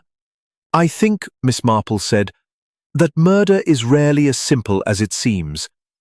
Mrs. Ashford's confession explains the When did you last see both earrings? Evelyn hesitated, her brow furrowing. At dinner. I'm sure I had both then. I noticed one was missing when I went to bed. Miss Marple's needles resumed their rhythm. So, sometime between dinner and bedtime, the earring found its way to the terrace. Most interesting. Lady Clara, her voice trembling, spoke up. Miss Marple, surely you don't think someone took it from Evelyn's room? It is possible, Miss Marple said. Or it fell during an encounter we have yet to uncover. The terrace holds many secrets, I fear. Dr. Hargreaves cleared his throat, his hands rubbing together nervously. This is all speculation. We don't know the earring is hers. And the scarf, well, it's compelling evidence, isn't it? Compelling, Miss Marple agreed, but not conclusive. Evidence can be manipulated, Doctor. A scarf is easily placed, a note easily written. But a heart's motives are harder to disguise. Miss Crane, unable to resist, quoted softly, The truth will out, though all the world's a stage. Miss Marple smiled faintly. Shakespeare, Miss Crane? Very apt. And the truth, I believe, is closer than we think. The room fell silent, Evelyn's confession hanging like a storm cloud. Roland sank into a chair, his head in his hands, while Lady Clara stared at her daughter-in-law with a mixture of pity and fear. Dr. Hargreaves poured another brandy, his hands unsteady, and Miss Crane clutched her book as if it were a lifeline. Margaret leaned close to Miss Marple, whispering, Aunt Jane, do you think Evelyn's telling the truth about not loving him? I think, Miss Marple murmured, that she is telling part of the truth. But the whole truth is like a marsh fog. It obscures until the wind shifts. We must wait for that wind. As the guests dispersed to their rooms, Miss Marple remained, her mind turning over Evelyn's words. The confession had shifted the dynamics of the house, revealing a motive, but also raising questions. If Langston had been pressing Evelyn, who else knew? The letters signed E in the study, the diary entry about no more delays, the financial ruin of the estate, all pointed to a web of motives, but the earring and the scarf suggested a deliberate attempt to mislead. Margaret, Miss Marple said softly, tomorrow we must speak to the maid again. She may know more about that parcel Lady Clara burned, and I think a closer look at Dr. Hargreaves' medical bag might be in order. He was quick to dismiss the scarf, yet his hands betray his nerves. Margaret's eyes widened. You suspect him? I suspect everyone, Miss Marple said, her smile faint but sharp. Until the truth is clear, no one is above suspicion. Death. 9. The trap is set. The third day at Fenley Hall dawned with a deceptive calm. The marshes outside cloaked in a thin mist that softened the harsh lines of the landscape. Within the house, however, the air was taut with suspicion, each guest moving as if under a microscope, their every word weighed for hidden meaning.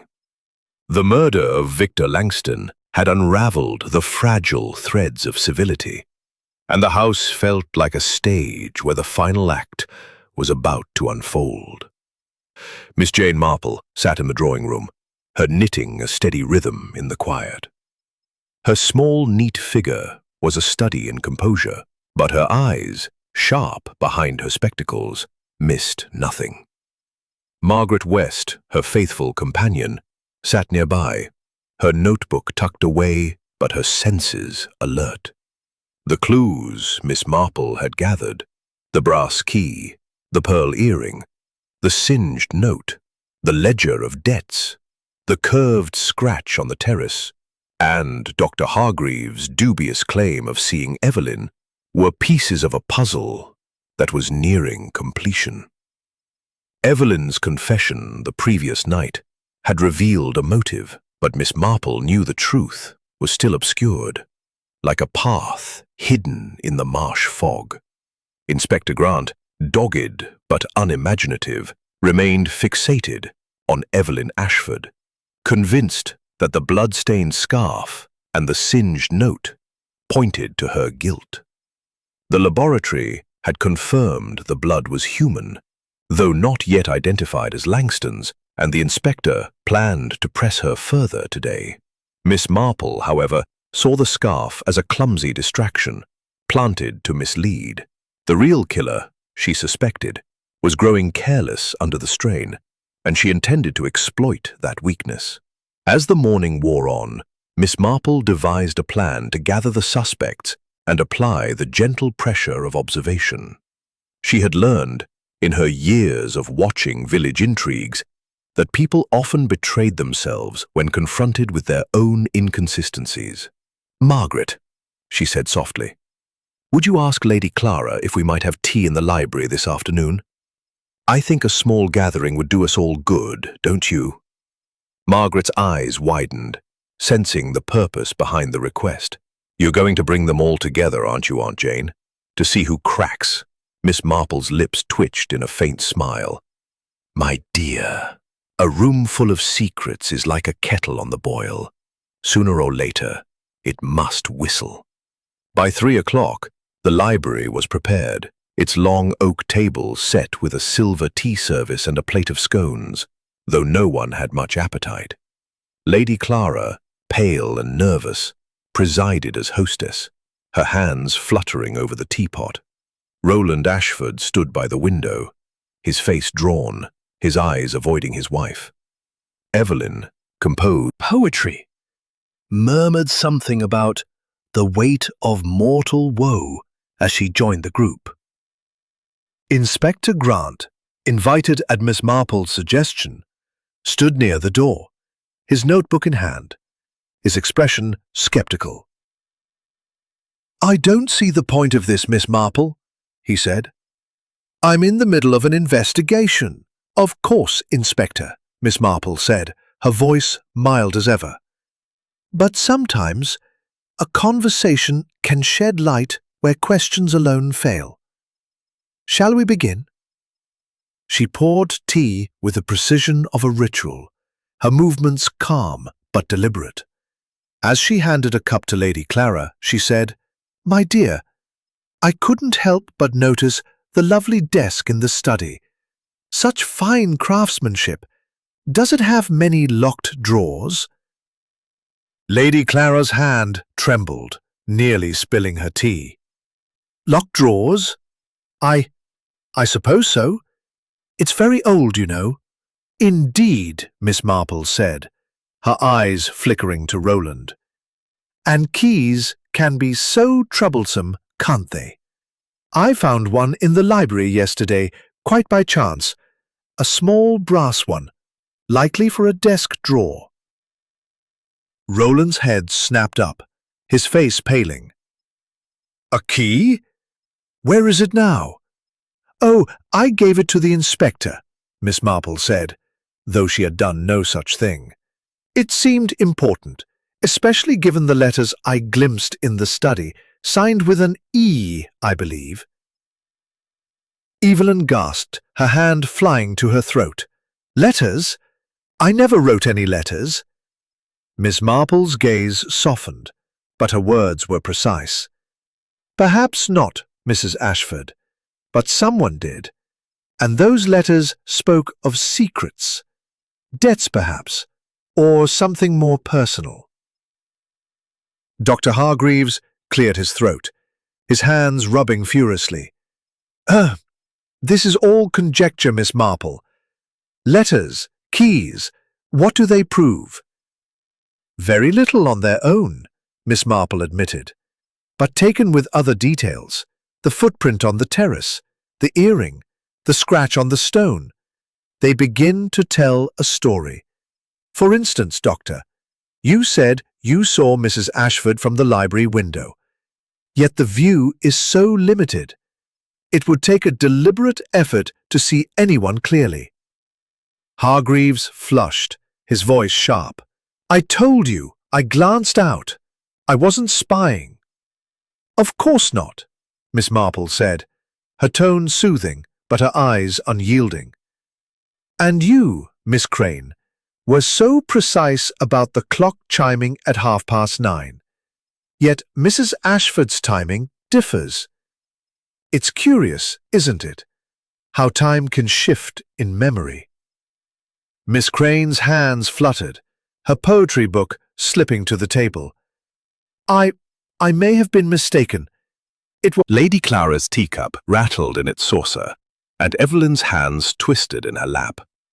Miss Marple sipped her tea, her expression serene, but her mind alert. She had cast her net, and now she watched for the ripples. It was Lady Clara who broke first. Her voice, usually so controlled, cracked like thin ice. Stop this, Miss Marple, please. I can't bear it. Those letters, they weren't Evelyn's, they were mine. A collective gasp filled the room. Roland stared at his mother, his face a mask of shock. Yours? Mother, what are you saying? Lady Clara's eyes filled with tears, her hands trembling violently. I wrote to Victor. The estate, we were drowning in debt. I begged him to help, to find a way to save us. He promised he could. But he wanted control of Fenley Hall. I refused, but he kept pressing, threatening to expose our ruin. Miss Marple's needles paused, her gaze gentle but piercing. And the parcel you had burned, Lady Clara, was that part of his demands? Lady Clara nodded, her voice barely a whisper. It was a contract, a draft he sent me. I couldn't let anyone see it. It would have destroyed us. Inspector Grant stepped forward, his notebook open. This changes things, Lady Clara. Why didn't you tell me this before? I was ashamed, she said, tears streaming down her face. And afraid. I thought it would pass. Miss Marple's voice was soft but firm. And the night of the murder, Lady Clara, where were you when Mr. Langston was killed? Lady Clara's eyes widened, her voice trembling. In the drawing room with Miss Crane, I swear it. Miss Crane nodded vigorously, but her hands betrayed her nerves, clutching her book like a shield. Miss Marple noted the glance she exchanged with Hargreaves, fleeting but telling. As the tea party dissolved into murmurs and accusations, Miss Marple drew Margaret aside.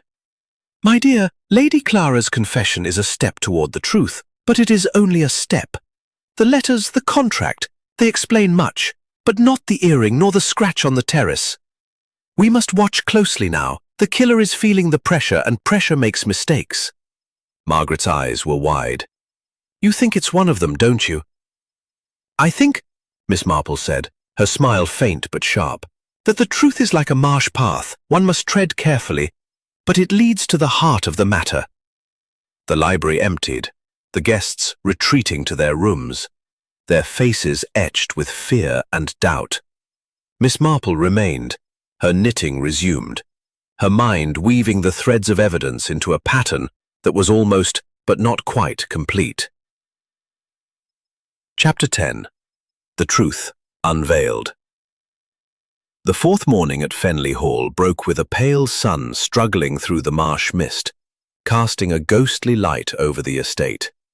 The house itself seemed to hold its breath, as if sensing that the secrets it harbored could no longer remain hidden. Victor Langston had woven a web of suspicion, entangling every guest in a tangle of motives and lies. But now, the threads were drawing tight, and Miss Jane Marple, with unerring instinct for truth, was ready to unravel them. The drawing room was chosen for the gathering. Its high ceilings and faded grandeur a fitting stage for the denouement. Miss Marple had requested that all the guests assemble along with Inspector Grant and his constable. The fire burned low, casting flickering shadows across the faces of Lady Clara Ashford, Roland Ashford, Evelyn Ashford, Dr. Ernest Hargreaves, and Miss Lydia Crane. Margaret West sat near Miss Marple, the notebook abandoned, her eyes wide with anticipation. The air was heavy with expectation, each guest shifting uneasily in their seat. Inspector Grant, his notebook in hand, looked skeptical but curious. "Miss Marple," he said, "you've been dropping hints all weekend, and now you've called us here. I hope you've got something more than theories." Miss Marple's eyes twinkled behind her spectacles, the knitting folded neatly in her lap. "Inspector, I've never been fond of theories. I prefer facts, and facts, when arranged properly, tell a story as clear as day. Shall we begin?"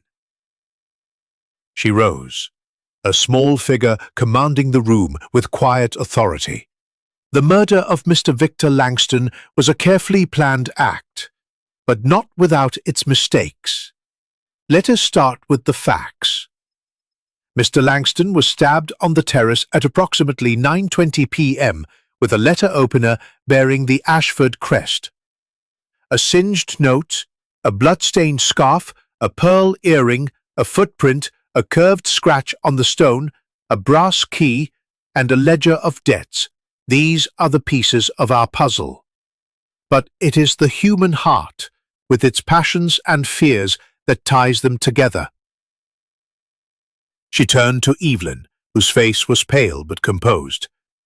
"Mrs. Ashford, you confessed that Mr. Langston was in love with you and was pressing you to leave your husband. You said he was helping with the estate's debts, but demanded something in return. This explains the note found near his body, with its mention of debt and Evelyn. But the note was singed, as if someone tried to destroy it. Why?" Evelyn's hands twisted in her lap. I don't know. I didn't write it." "Indeed," Miss Marple said. "You did not, but someone wanted us to think you did. The scarf, stained with blood and found in your room, was another attempt to point to you. Yet the blood was too fresh, and your room was left unlocked during dinner, accessible to anyone. The scarf was a clumsy plant, meant to mislead." Inspector Fenley Hall, your fear of ruin was a powerful motive, but your alibi, corroborated by Miss Crane, places you in the drawing room at the time of the murder. Lady Clara nodded, her voice barely audible. "I was here. I swear it." Miss Marple turned to Roland, whose face was a mask of tension. "Mr. Ashford, your diary spoke of a meeting with Mr. Langston to settle matters. You were in the study, you said, but your agitation when you returned, as Miss Crane noted, suggests more. The brass key I found in the library opened a drawer in that study, revealing letters signed E. Not Evelyn, but Eleanor, your mother's given name, Lady Clara." A gasp rippled through the room. Roland's eyes widened. "Mother, you wrote those letters?" Lady Clara's hands trembled. "I told you, Roland, I was trying to save the estate." "But there is more," Miss Marple continued. "The footprint on the terrace. A man's boot, size 10, with a nicked heel. I examined the boots in the hall yesterday, and only one pair fits. Yours, Dr. Hargreaves." Hargreaves' face flushed, his hands rubbing together furiously. "That's absurd! I was in the library." "So you said," Miss Marple replied, her voice calm but unrelenting. "Yet you claim to see Mrs. Ashford on the terrace from a window that offers a limited view. To see her clearly, you would have needed to stand at the glass, hardly the act of someone merely passing through. And then there is the curved scratch on the terrace stone, like the clasp of the medical bag. Your bag, Doctor, has a clasp that matches precisely." Hargreaves sputtered. "This is nonsense. Why would I kill him?" Miss Marple's eyes softened, but her words were sharp. "Motive, Doctor, is where the heart speaks. The ledger showed the estate's debts, but it also showed payments to you, large sums, marked as consulting fees. I suspect Mr. Langston discovered you were extorting Lady Clara, using your knowledge of the estate's finances to demand money. He threatened to expose you, didn't he? Hargreaves' face drained of color. That's preposterous. Is it? Miss Marple said. The pearl earring found near the body was not Mrs. Ashford's. It was Miss Crane's, dropped when she followed you to the terrace, hoping to catch you in the act of meeting Langston. Miss Crane, your poetry hides a sharp mind, but your nerves betrayed you. You saw more than you admitted, didn't you? Miss Crane's hands fluttered, her book falling to the floor.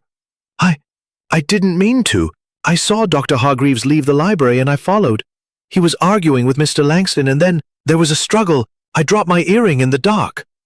Hargreaves leapt to his feet. She's lying. I never touched him. Miss Marple's voice was steady.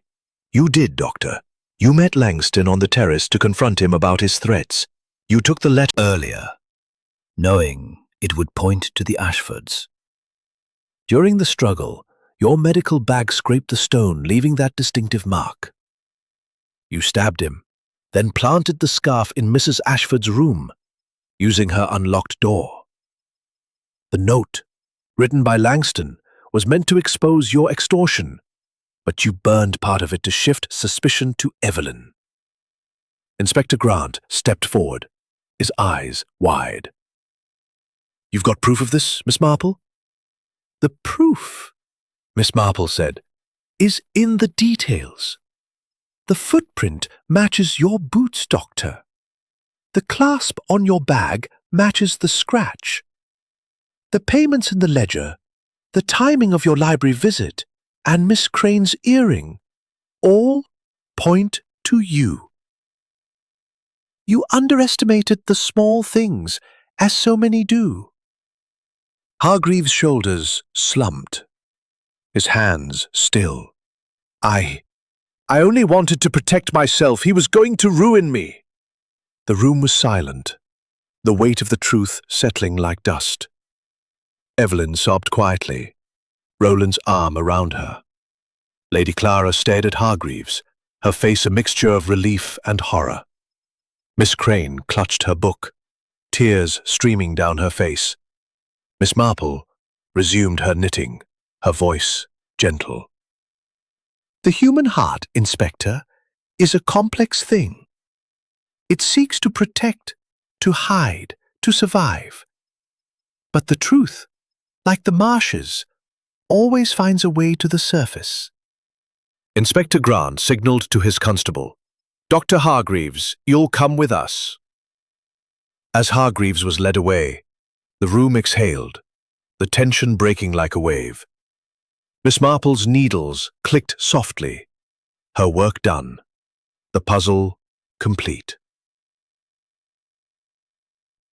Chapter 11. The Quiet Departure. The sun had finally broken through the marsh mist, casting a golden glow over Fenley Hall as the fourth day drew to a close. The marshes, so foreboding in their secrecy, seemed almost serene now, their reeds swaying gently in the breeze as if relieved of a burden. Within the house, the atmosphere was one of quiet exhaustion, the guests drained by the revelation of Dr. Ernest Hargreaves' guilt in the murder of Victor Langston. The truth, like a marsh path, had been treacherous, but clear to those who knew where to step, and Miss Jane Marple had guided them to it with her unerring instinct. The drawing room, where the drama had unfolded only hours before, was now a haven of calm. The fire burned steadily, its warmth a contrast to the chill of the previous days. Miss Marple sat in her familiar corner, her knitting folded neatly in her lap, her eyes soft but still sharp behind her spectacles. Margaret West, her loyal companion, sat beside her, her notebook closed. "You've a sharp mind, Miss Marple," he had said as he left. "I'll be sure to call you if I'm ever in St. Mary Mead." Miss Marple had smiled, a reply as gentle as ever. "I am always happy to assist, Inspector, but I hope you'll have no need of me." Now, as the evening settled over Fenley Hall, Miss Marple sipped her tea, her mind turning over the events of the past days. The brass key, the pearl earring, the singed note, the ledger of debts, the curved scratch on the terrace, and the footprint with its nicked heel. Each had played its part in revealing the truth. But it was the human heart, with its tangled motives of greed, fear, and desperation, that had woven the tragedy. Margaret leaned close, her voice low. "Aunt Jane, I still can't believe how you pieced it all together. The earring, the key, that scratch, it all seemed so small, but you made it fit." Miss Marple's lips twitched in a faint smile. "My dear Margaret, it is the small things that matter most. In a village like St. Mary Mead, one learns to notice the little details. The glance that lingers too long, the word spoken out of turn, the hand that trembles. They are the threads of human nature, and when you pull them, the whole tapestry unravels." She set her teacup down, her gaze drifting to the other guests. Lady Clara, her composure restored, was speaking softly to Evelyn, who had found a fragile peace with Roland. The couple's hands were clasped, a sign of reconciliation after the storm of suspicion. Miss Crane, her poetry book open but unread, looked subdued, as if her flair for drama had been chastened by the reality of murder. "It's curious, isn't it?" Miss Marple said, her voice soft but clear, "how people hide their true selves behind politeness and propriety. Dr. Hargreaves was a respected physician, yet greed led him to extort Lady Clara, using her fear of ruin to line his pockets. Mr. Langston, in turn, saw an opportunity to exploit that desperation, threatening to expose Hargreaves unless he complied. And so, a chain of secrets led to murder." Margaret frowned. "But why the scarf, Aunt Jane? Why try to blame Evelyn?" Miss Marple's eyes gleamed. "Because, my dear, Dr. Hargreaves was clever, but not clever enough. He knew the note, with its mention of debt and Evelyn, would point suspicion her way. The scarf was a hasty addition, planted to seal her guilt. But he underestimated the small things, the footprint that matched his boots, the clasp on his medical bag that scratched the stone, Miss Crane's earring dropped in her panic as she witnessed the struggle. He thought he could control the narrative, but the truth has a way of slipping through." Lady Clara approached, her face etched with gratitude. "Miss Marple—" But firm. "My dear Lady Clara, I only did what anyone might do, given the facts. But I confess, I am glad to see your family united again. Fenley Hall has borne many burdens, but it is strong, like the marshes that surround it." Roland, standing nearby, cleared his throat. Miss Marple, I owe you an apology. I was harsh, and I doubted Evelyn. You saw the truth when I couldn't." "There is no need for apologies, Mr. Ashford," Miss Marple said. "Doubt is human, especially when love is tested. But love, like truth, endures if you let it." Evelyn, her eyes still red from tears, managed a small smile. "Thank you, Miss Marple. I thought I'd lost everything, Roland, the estate, my freedom. You gave it back to me." Miss Marple's expression softened. "I gave you nothing, Mrs. Ashford. I only helped you see what was already there." Miss Crane, unable to resist a final flourish, quoted softly, "The truth shall make you free." Miss Marple nodded, her eyes twinkling. "The Gospel of John, Miss Crane. Very fitting." As the evening drew to a close, Miss Marple rose, her movements spry despite the long days. "Margaret, my dear, I believe it is time we prepared to leave." The train to send Mary Mead awaits, and I dare say my roses need tending." Margaret gathered her things, her admiration for her aunt undimmed. "Aunt Jane, do you ever get tired of solving puzzles? It must be exhausting, always noticing everything." Miss Marple chuckled softly, tucking her knitting into her bag. "Tired? No, my dear. The world is full of puzzles, and human nature is the greatest of them all. To observe it, to understand it, that is a joy, not a burden. Besides, there is always another mystery, even in a village as quiet as St. Mary Mead." They said their goodbyes to the Ashfords, who pressed them to stay another day, but Miss Marple was firm. "You have your family to mend," she said to Lady Clara, "and I have my garden. We both have work to do." The carriage to the station was waiting, and as they stepped outside, the marshes stretched before them, their beauty both wild and serene. Miss Marple paused, her gaze lingering on the landscape. "The marshes are like people, Margaret," she said. "They seem impenetrable, full of secrets, but with patience you find the path." As the carriage rolled away from Fenley Hall, Margaret looked back at the house, its chimneys fading into the dusk. "Do you think they'll be all right, Aunt Jane?" Fallen branch on the tracks, a minor inconvenience that kept Miss Jane Marple and Margaret West at Fenley Hall for one final morning. The marshes outside gleamed under a crisp autumn sun, their deceptive beauty masking the treacherous paths beneath. Within the house, the air was lighter now that Dr. Ernest Hargreaves had been taken into custody for the murder of Victor Langston.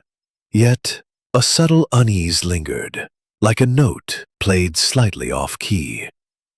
Miss Marple sat in the conservatory, her knitting a gentle rhythm in the quiet. The roses, vibrant despite the season, seemed to nod in approval of the restored order, but Miss Marple's sharp eyes were alert. The resolution of the murder had tied up many threads: the brass key, the pearl earring, the singed note, the ledger, the footprint, and the curved scratch on the terrace.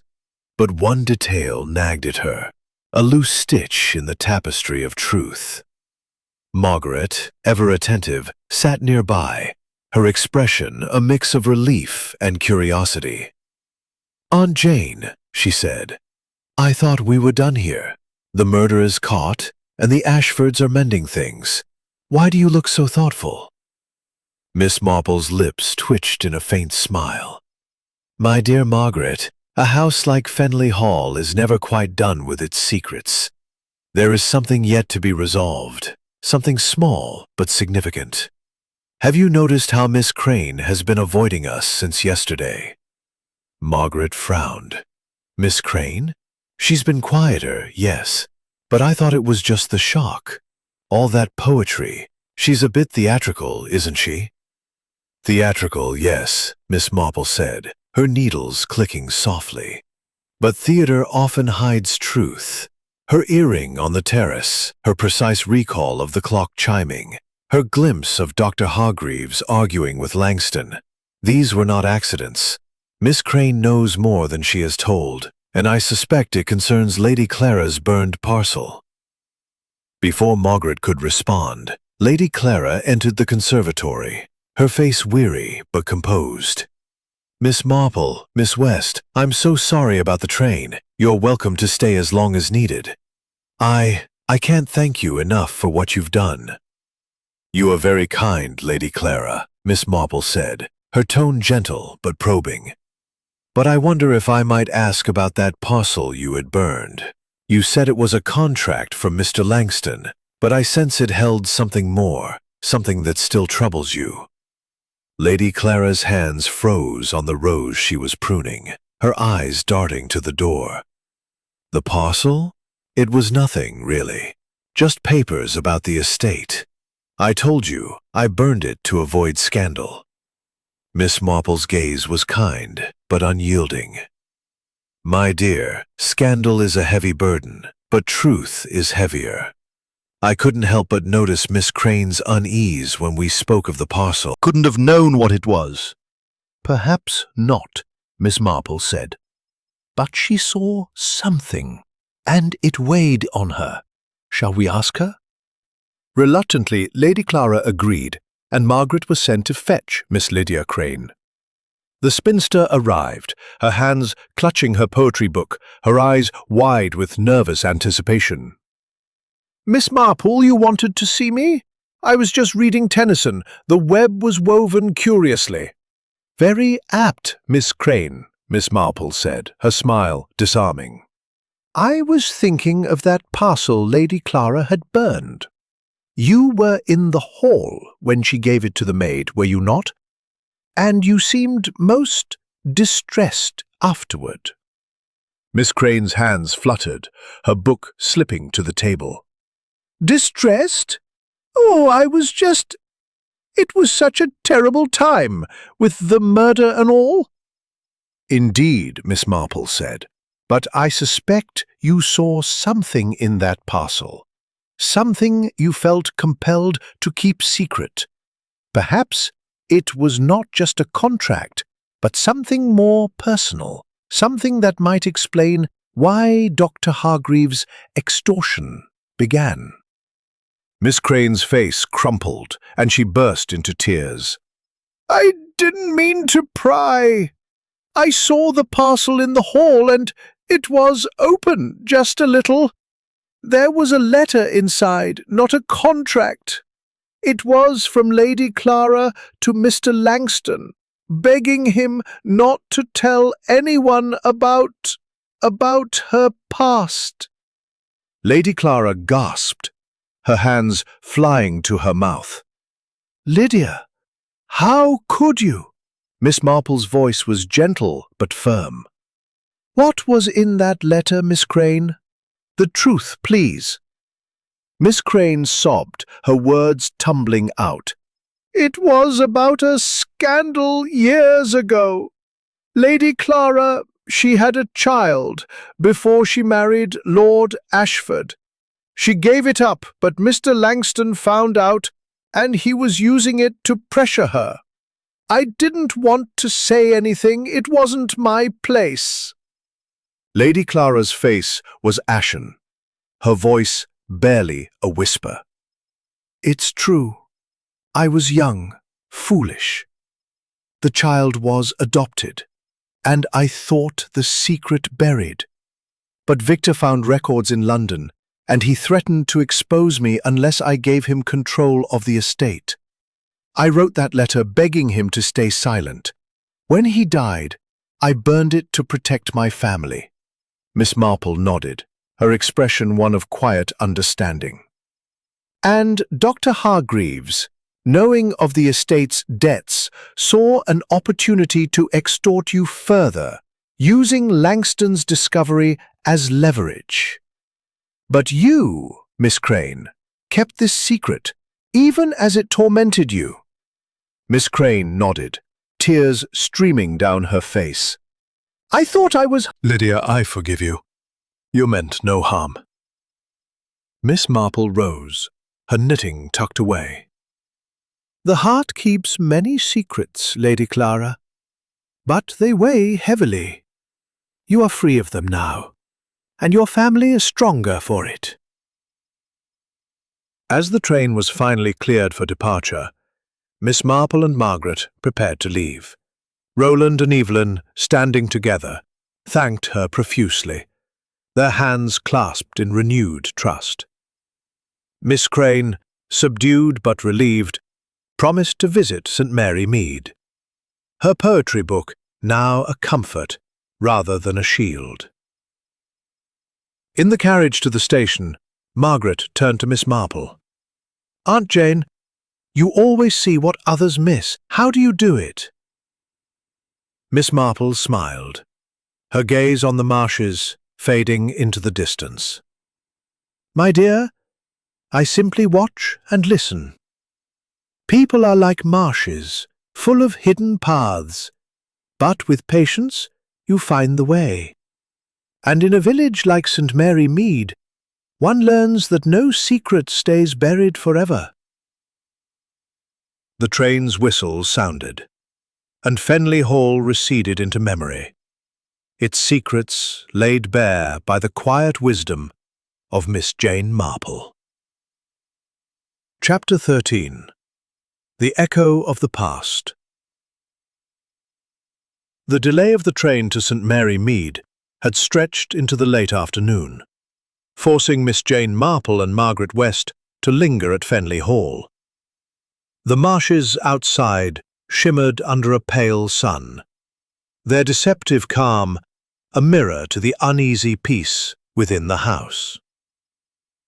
The arrest of Dr. Ernest Hargreaves for Victor Langston's murder and the revelation of Lady Clara's long-buried secret had lifted a weight from the household.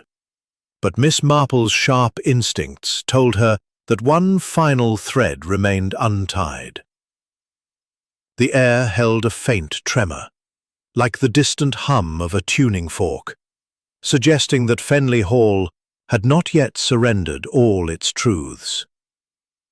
Miss Marple sat in the library, her knitting a soft counterpoint to the ticking of the grandfather clock.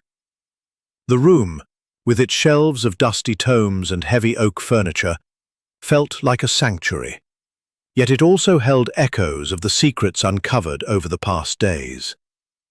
Margaret, ever attentive, sat nearby, her hands folded but her eyes alert, sensing her aunt's preoccupation. "Aunt Jane," she said, her voice low, "you've solved the murder and uncovered Lady Clara's secret.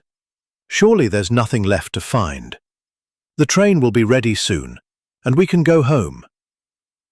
Miss Marple's needles paused, her eyes gleaming behind her spectacles. "My dear Margaret, a house like this is like an old tapestry. Pull one thread, and another comes loose. I have been thinking about Roland Ashford Settling matters with Mr. Langston. Roland's explanation was too vague, and I suspect it hides a truth we have not yet touched. As if summoned by her words, Roland entered the library, his face drawn, but his manner polite.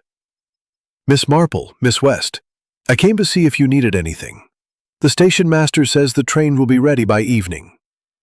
"How kind," Miss Marple said, her smile warm but probing. "Mr. Ashford, I was just thinking of your study. It's such a fine room with that splendid desk. I wonder, did you ever find what Mr. Langston was looking for that night? Your diary mentioned a meeting to settle matters." Roland's hand tightened on the doorframe, his eyes flickering with unease. "It was nothing, Miss Marple, just estate business. He never showed up, as I said." "Indeed," Miss Marple said, her tone gentle but insistent. "But I couldn't help noticing a small detail in the study, a smudge of ash on the desk near the diary. It made me think of something burned, something you might not have wanted seen." Roland's face paled, and he glanced toward the hall, as if checking for eavesdroppers. "Ash? I don't know what you mean. I haven't burned anything." Miss Marple's eyes softened, but her words were precise. "My dear Mr. Ashford, the truth is a heavy burden, but it is lighter when shared. You were in the study before the murder, and I suspect you found something, perhaps a document, that Mr. Langston was seeking. Something connected to your mother's past, or perhaps your own." Roland sank into a chair, his shoulders slumping. "You see too much, Miss Marple. I didn't want to drag it all up again, not after everything." Margaret leaned forward, her voice soft. "What did you find, Mr. Ashford?" Roland hesitated, then spoke, his voice low and strained. "It was a letter, hidden in the desk. Not one of Mother's, but one from my father, Lord Ashford, before he died. It was addressed to me, written years ago, but I'd never seen it. He confessed to a debt, not just money, but a moral one. He had wronged someone, a business partner, and it led to a tragedy. Langston found out, somehow, and was using it to pressure Mother. I found the letter that night, just before dinner, and I burned it. I didn't want it to destroy us." Miss Marple nodded, her expression one of quiet understanding. "And when you met Langston that night, did you confront him about it?" Roland shook his head. "I meant to, but he was already dead when I reached the terrace. I saw him lying there, and then Evelyn screamed. I swear, Miss Marple, I didn't kill him." "I believe you," Miss Marple said. "But you kept this secret, even from your wife, because you feared it would reopen old wounds." Roland's eyes filled with tears. "I thought I was protecting her, protecting all of us. Father's shame, mother's—" The letter would end it. Miss Marple's voice was gentle but firm. "Secrets, Mr. Ashford, are like marsh weeds. They grow back unless you pull them out by the roots. You must tell your wife and mother. They are stronger than you think, and trust will heal what silence cannot." Roland nodded, his face etched with resolve. "You're right. I'll tell them tonight. No more secrets." As he left, Margaret turned to Miss Marple, her eyes wide. "Aunt Jane, how did you know there was more? That ash on the desk, it was such a small thing." Miss Marple smiled faintly. "My dear, the smallest things tell the loudest stories. In St. Mary Mead, I've seen a dropped handkerchief or a misplaced word unravel a scandal. Roland's restlessness, the ash, his vague answers, they spoke of a burden he carried alone." The train's arrival was confirmed for 6 o'clock, and Miss Marple and Margaret prepared to depart. Lady Clara, Evelyn, and Miss Crane gathered in the hall to see them off, their gratitude palpable. Evelyn, her hand in Roland's, looked stronger, as if the truth had begun to mend the fractures in their marriage. Lady Clara, though weary, held her head high, a secret no longer a chain around her heart. Miss Crane, clutching her poetry, quoted softly, "The truth is rarely pure and never simple." "Oscar Wilde," Miss Marple said, her eyes twinkling. "Very fitting, Miss Crane. But sometimes the truth is the simplest path to peace." As the carriage rolled towards the station, Margaret looked back at Fenley Hall, its chimneys silhouetted against the fading light. "Aunt Jane, do you think they'll be all right now?" Miss Marple's gaze lingered on the marshes, their paths hidden but navigable to those who knew them. "I think, my dear, that they have learned the cost of secrets. With honesty, they will find their way. And we, too, must find ours. Back to St. Mary Mead, where I dare say the roses are in need of my attention." The train's whistle sounded, a clear note in the gathering dusk, and Miss Marple settled into her seat, her mind at rest, but ever ready for the next puzzle that life might bring. Chapter 14. The Last Loose Thread. The late afternoon sun cast long shadows across the marshes, painting Fenley Hall in hues of gold and amber, as Miss Jane Marple and Margaret West awaited their departure. The train to St. Mary Mead, delayed yet again by a minor fault in the engine, would not leave until dusk, granting Miss Marple one final opportunity to observe the household magazine, though her eyes frequently darted to her aunt, sensing the familiar spark of curiosity. The resolution of Victor Langston's murder, Lady Clara's secret, and Roland's confession had brought a measure of peace to the Ashfords. But Miss Marple's sharp mind had caught a faint discord, a detail that did not quite fit. "Aunt Jane," Margaret said, closing the magazine, "you've solved everything, haven't you? The murder, the secrets, there can't be more to find. Why do you look so thoughtful?" Miss Marple's needles paused, her eyes gleaming behind her spectacles. My dear Margaret, a house like Fenley Hall is like an old quilt, stitched with care but always with one last thread that needs tucking in. I have been thinking about the estate's debts. The ledger we found spoke of a loan from a London bank, but there was something else, a name mentioned in passing that I cannot quite place. Margaret frowned. A name? Whose? Before Miss Marple could answer, Evelyn Ashford entered, her face brighter than it had been in days. The reconciliation with Roland had softened her features, and the single pearl earring, now paired with a new match, gleamed in the lamplight. Miss Marple, Miss West, she said, her voice warm. I wanted to thank you again before you leave. You've given us a chance to start anew. You are most welcome, Mrs. Ashford, Miss Marple said, her smile kind but probing. I was just thinking of the estate's troubles. The ledger mentioned a loan, but also a name, Mr. Percival Grey, I believe. A banker, perhaps? Do you know him? Evelyn's smile faltered, and she glanced toward the door. Mr. Grey, he was Victor's contact at the bank. He handled the loan negotiations. I thought it was settled now that Victor's gone. Miss Marple's eyes narrowed slightly. Settled, perhaps, but I recall a letter in the study, tucked beneath the ledger, addressed to Mr. Grey. It was unsigned, but it spoke of final terms and a meeting after Mr. Langston's visit. It struck me as odd, given the timing. Evelyn's hands twisted in her skirt, her composure fraying. A letter? I don't know anything about that. Roland handled the bank matters after Victor, after the murder. Miss Marple nodded, her tone gentle but insistent. Of course, but secrets, my dear, have a way of lingering. Might I speak with your husband? It would set my mind at ease.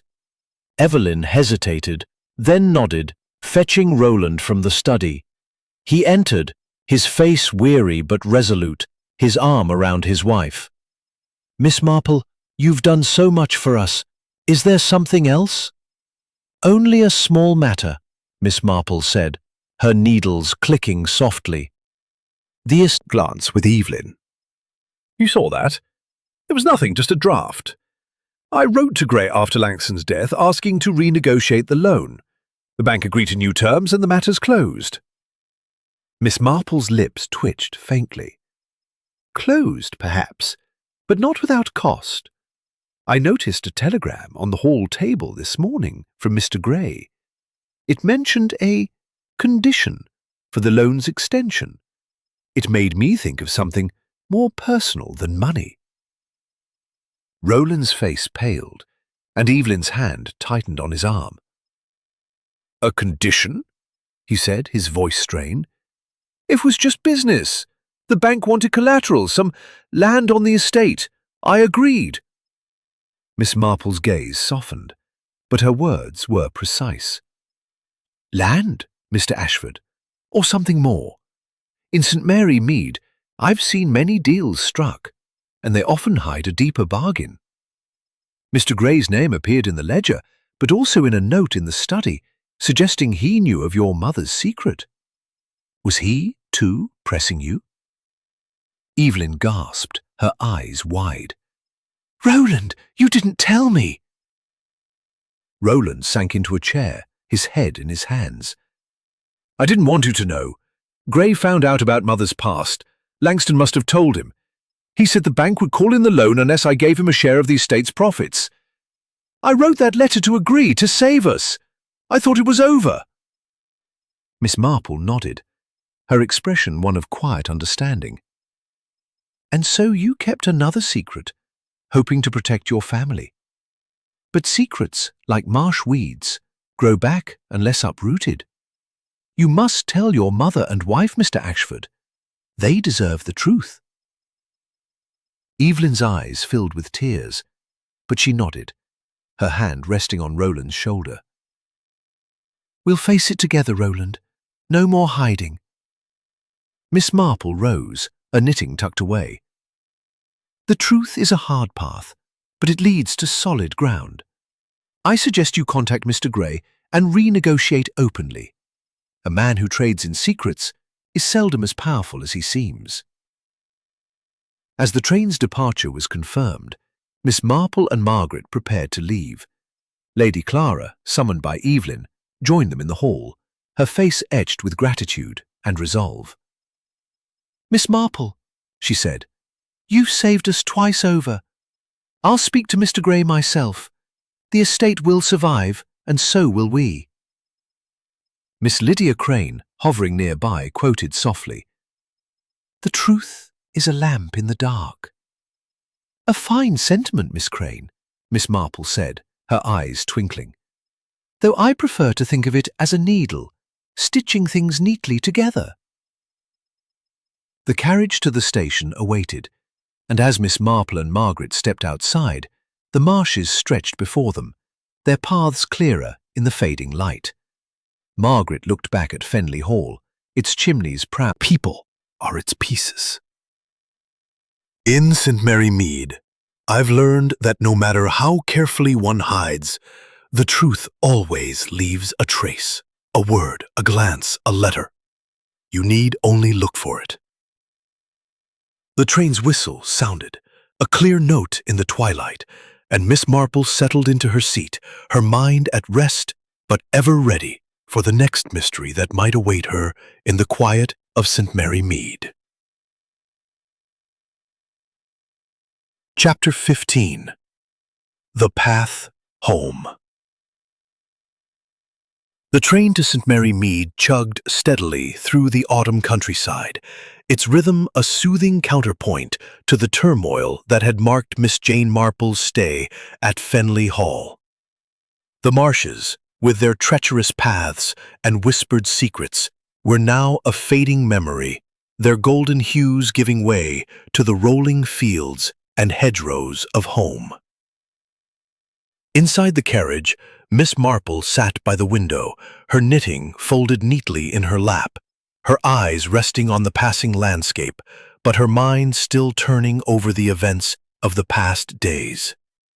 Margaret West, seated opposite, clutched a small parcel of sandwiches provided by Lady Clara as a parting gift. Her face, once tense with the strain of murder and secrets, was now softened by relief, though her curiosity remained undimmed. "Aunt Jane," she said, breaking the comfortable silence, "it's hard to believe we're finally leaving Fenley Hall. So much happened, murder, secrets, and all those little clues you pieced together. Do you think the Ashfords will truly be all right?" Miss Marple's lips twitched in a faint smile, her eyes gleaming with the quiet wisdom that had unraveled the mysteries of Fenley Hall. "My dear Margaret, people are remarkably resilient, like the reeds in those marshes. They bend under pressure, but rarely break, if given the chance to grow straight again. The Ashfords have faced their truths, Dr. Hargreaves' crime, Lady Clara's past, Roland's hidden letter, and they have chosen honesty. That is a strong foundation." Margaret nodded, her thoughts drifting to the final hours at Fenley Hall. The train's repeated delays had allowed Miss Marple to uncover the last secret, Roland's letter to Mr. Percival Gray, revealing the banker's attempt to exploit Lady Clara's past for profit. Roland's confession, prompted by Miss Marple's gentle probing, had led to a family council with Evelyn and Lady Clara.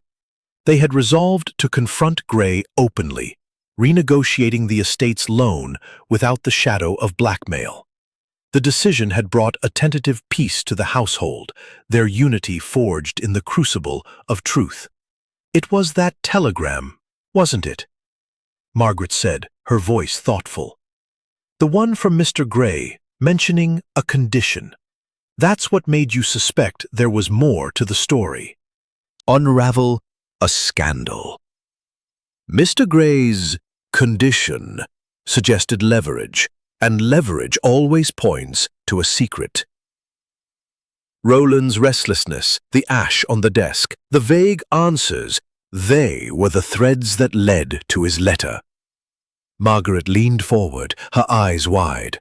But how did you know it was about Lady Clara's past and not something else? Miss Marple's smile was gentle but sharp. Human nature, Margaret. It is always the same, whether in a grand house like Fenley Hall or a village like St. Mary Mead. People hide what they fear, and fear makes them careless. Roland feared for his family's honor, just as Lady Clara feared for her past, and Miss Crane feared her own complicity in keeping secrets. Each left a trace, a letter, an earring, a word, and those traces told the story. The train slowed as it approached a small station, its platform bustling with passengers. Miss Marple's gaze lingered on a young couple bidding farewell, their hands clasped tightly, their faces bright with hope. "You see, Margaret," she said, "the Ashfords have learned that secrets, like marsh weeds, must be uprooted, not buried. Roland and Evelyn will rebuild their trust, and Lady Clara will carry her past with dignity. Even Miss Crane, with her poetry and nerves, has found a kind of peace." Margaret smiled, her admiration for her aunt undimmed. "You make it sound so simple, Aunt Jane, but it's not just the clues, it's the way you see people. You knew Dr. Hargreaves was guilty because of his boots and his bag, but also because of his hands always rubbing together." Miss Marple chuckled softly. "Hands, my dear, are as telling as words." Dr. Hargreaves' nerves betrayed him, just as Miss Crane's poetry betrayed her guilt, and Roland's pacing betrayed his burden. The smallest things, a footprint, a scratch, a telegram, speak loudly when you listen. The train pulled away from the station, its whistle a clear note in the gathering dusk. Margaret opened the parcel of sandwiches, offering one to Miss Marple, who declined with a polite shake of her head. "I shall wait for tea at home," she said. "My roses will need tending, and I dare say Mrs. Bantry will want to hear all about our adventure." Margaret laughed.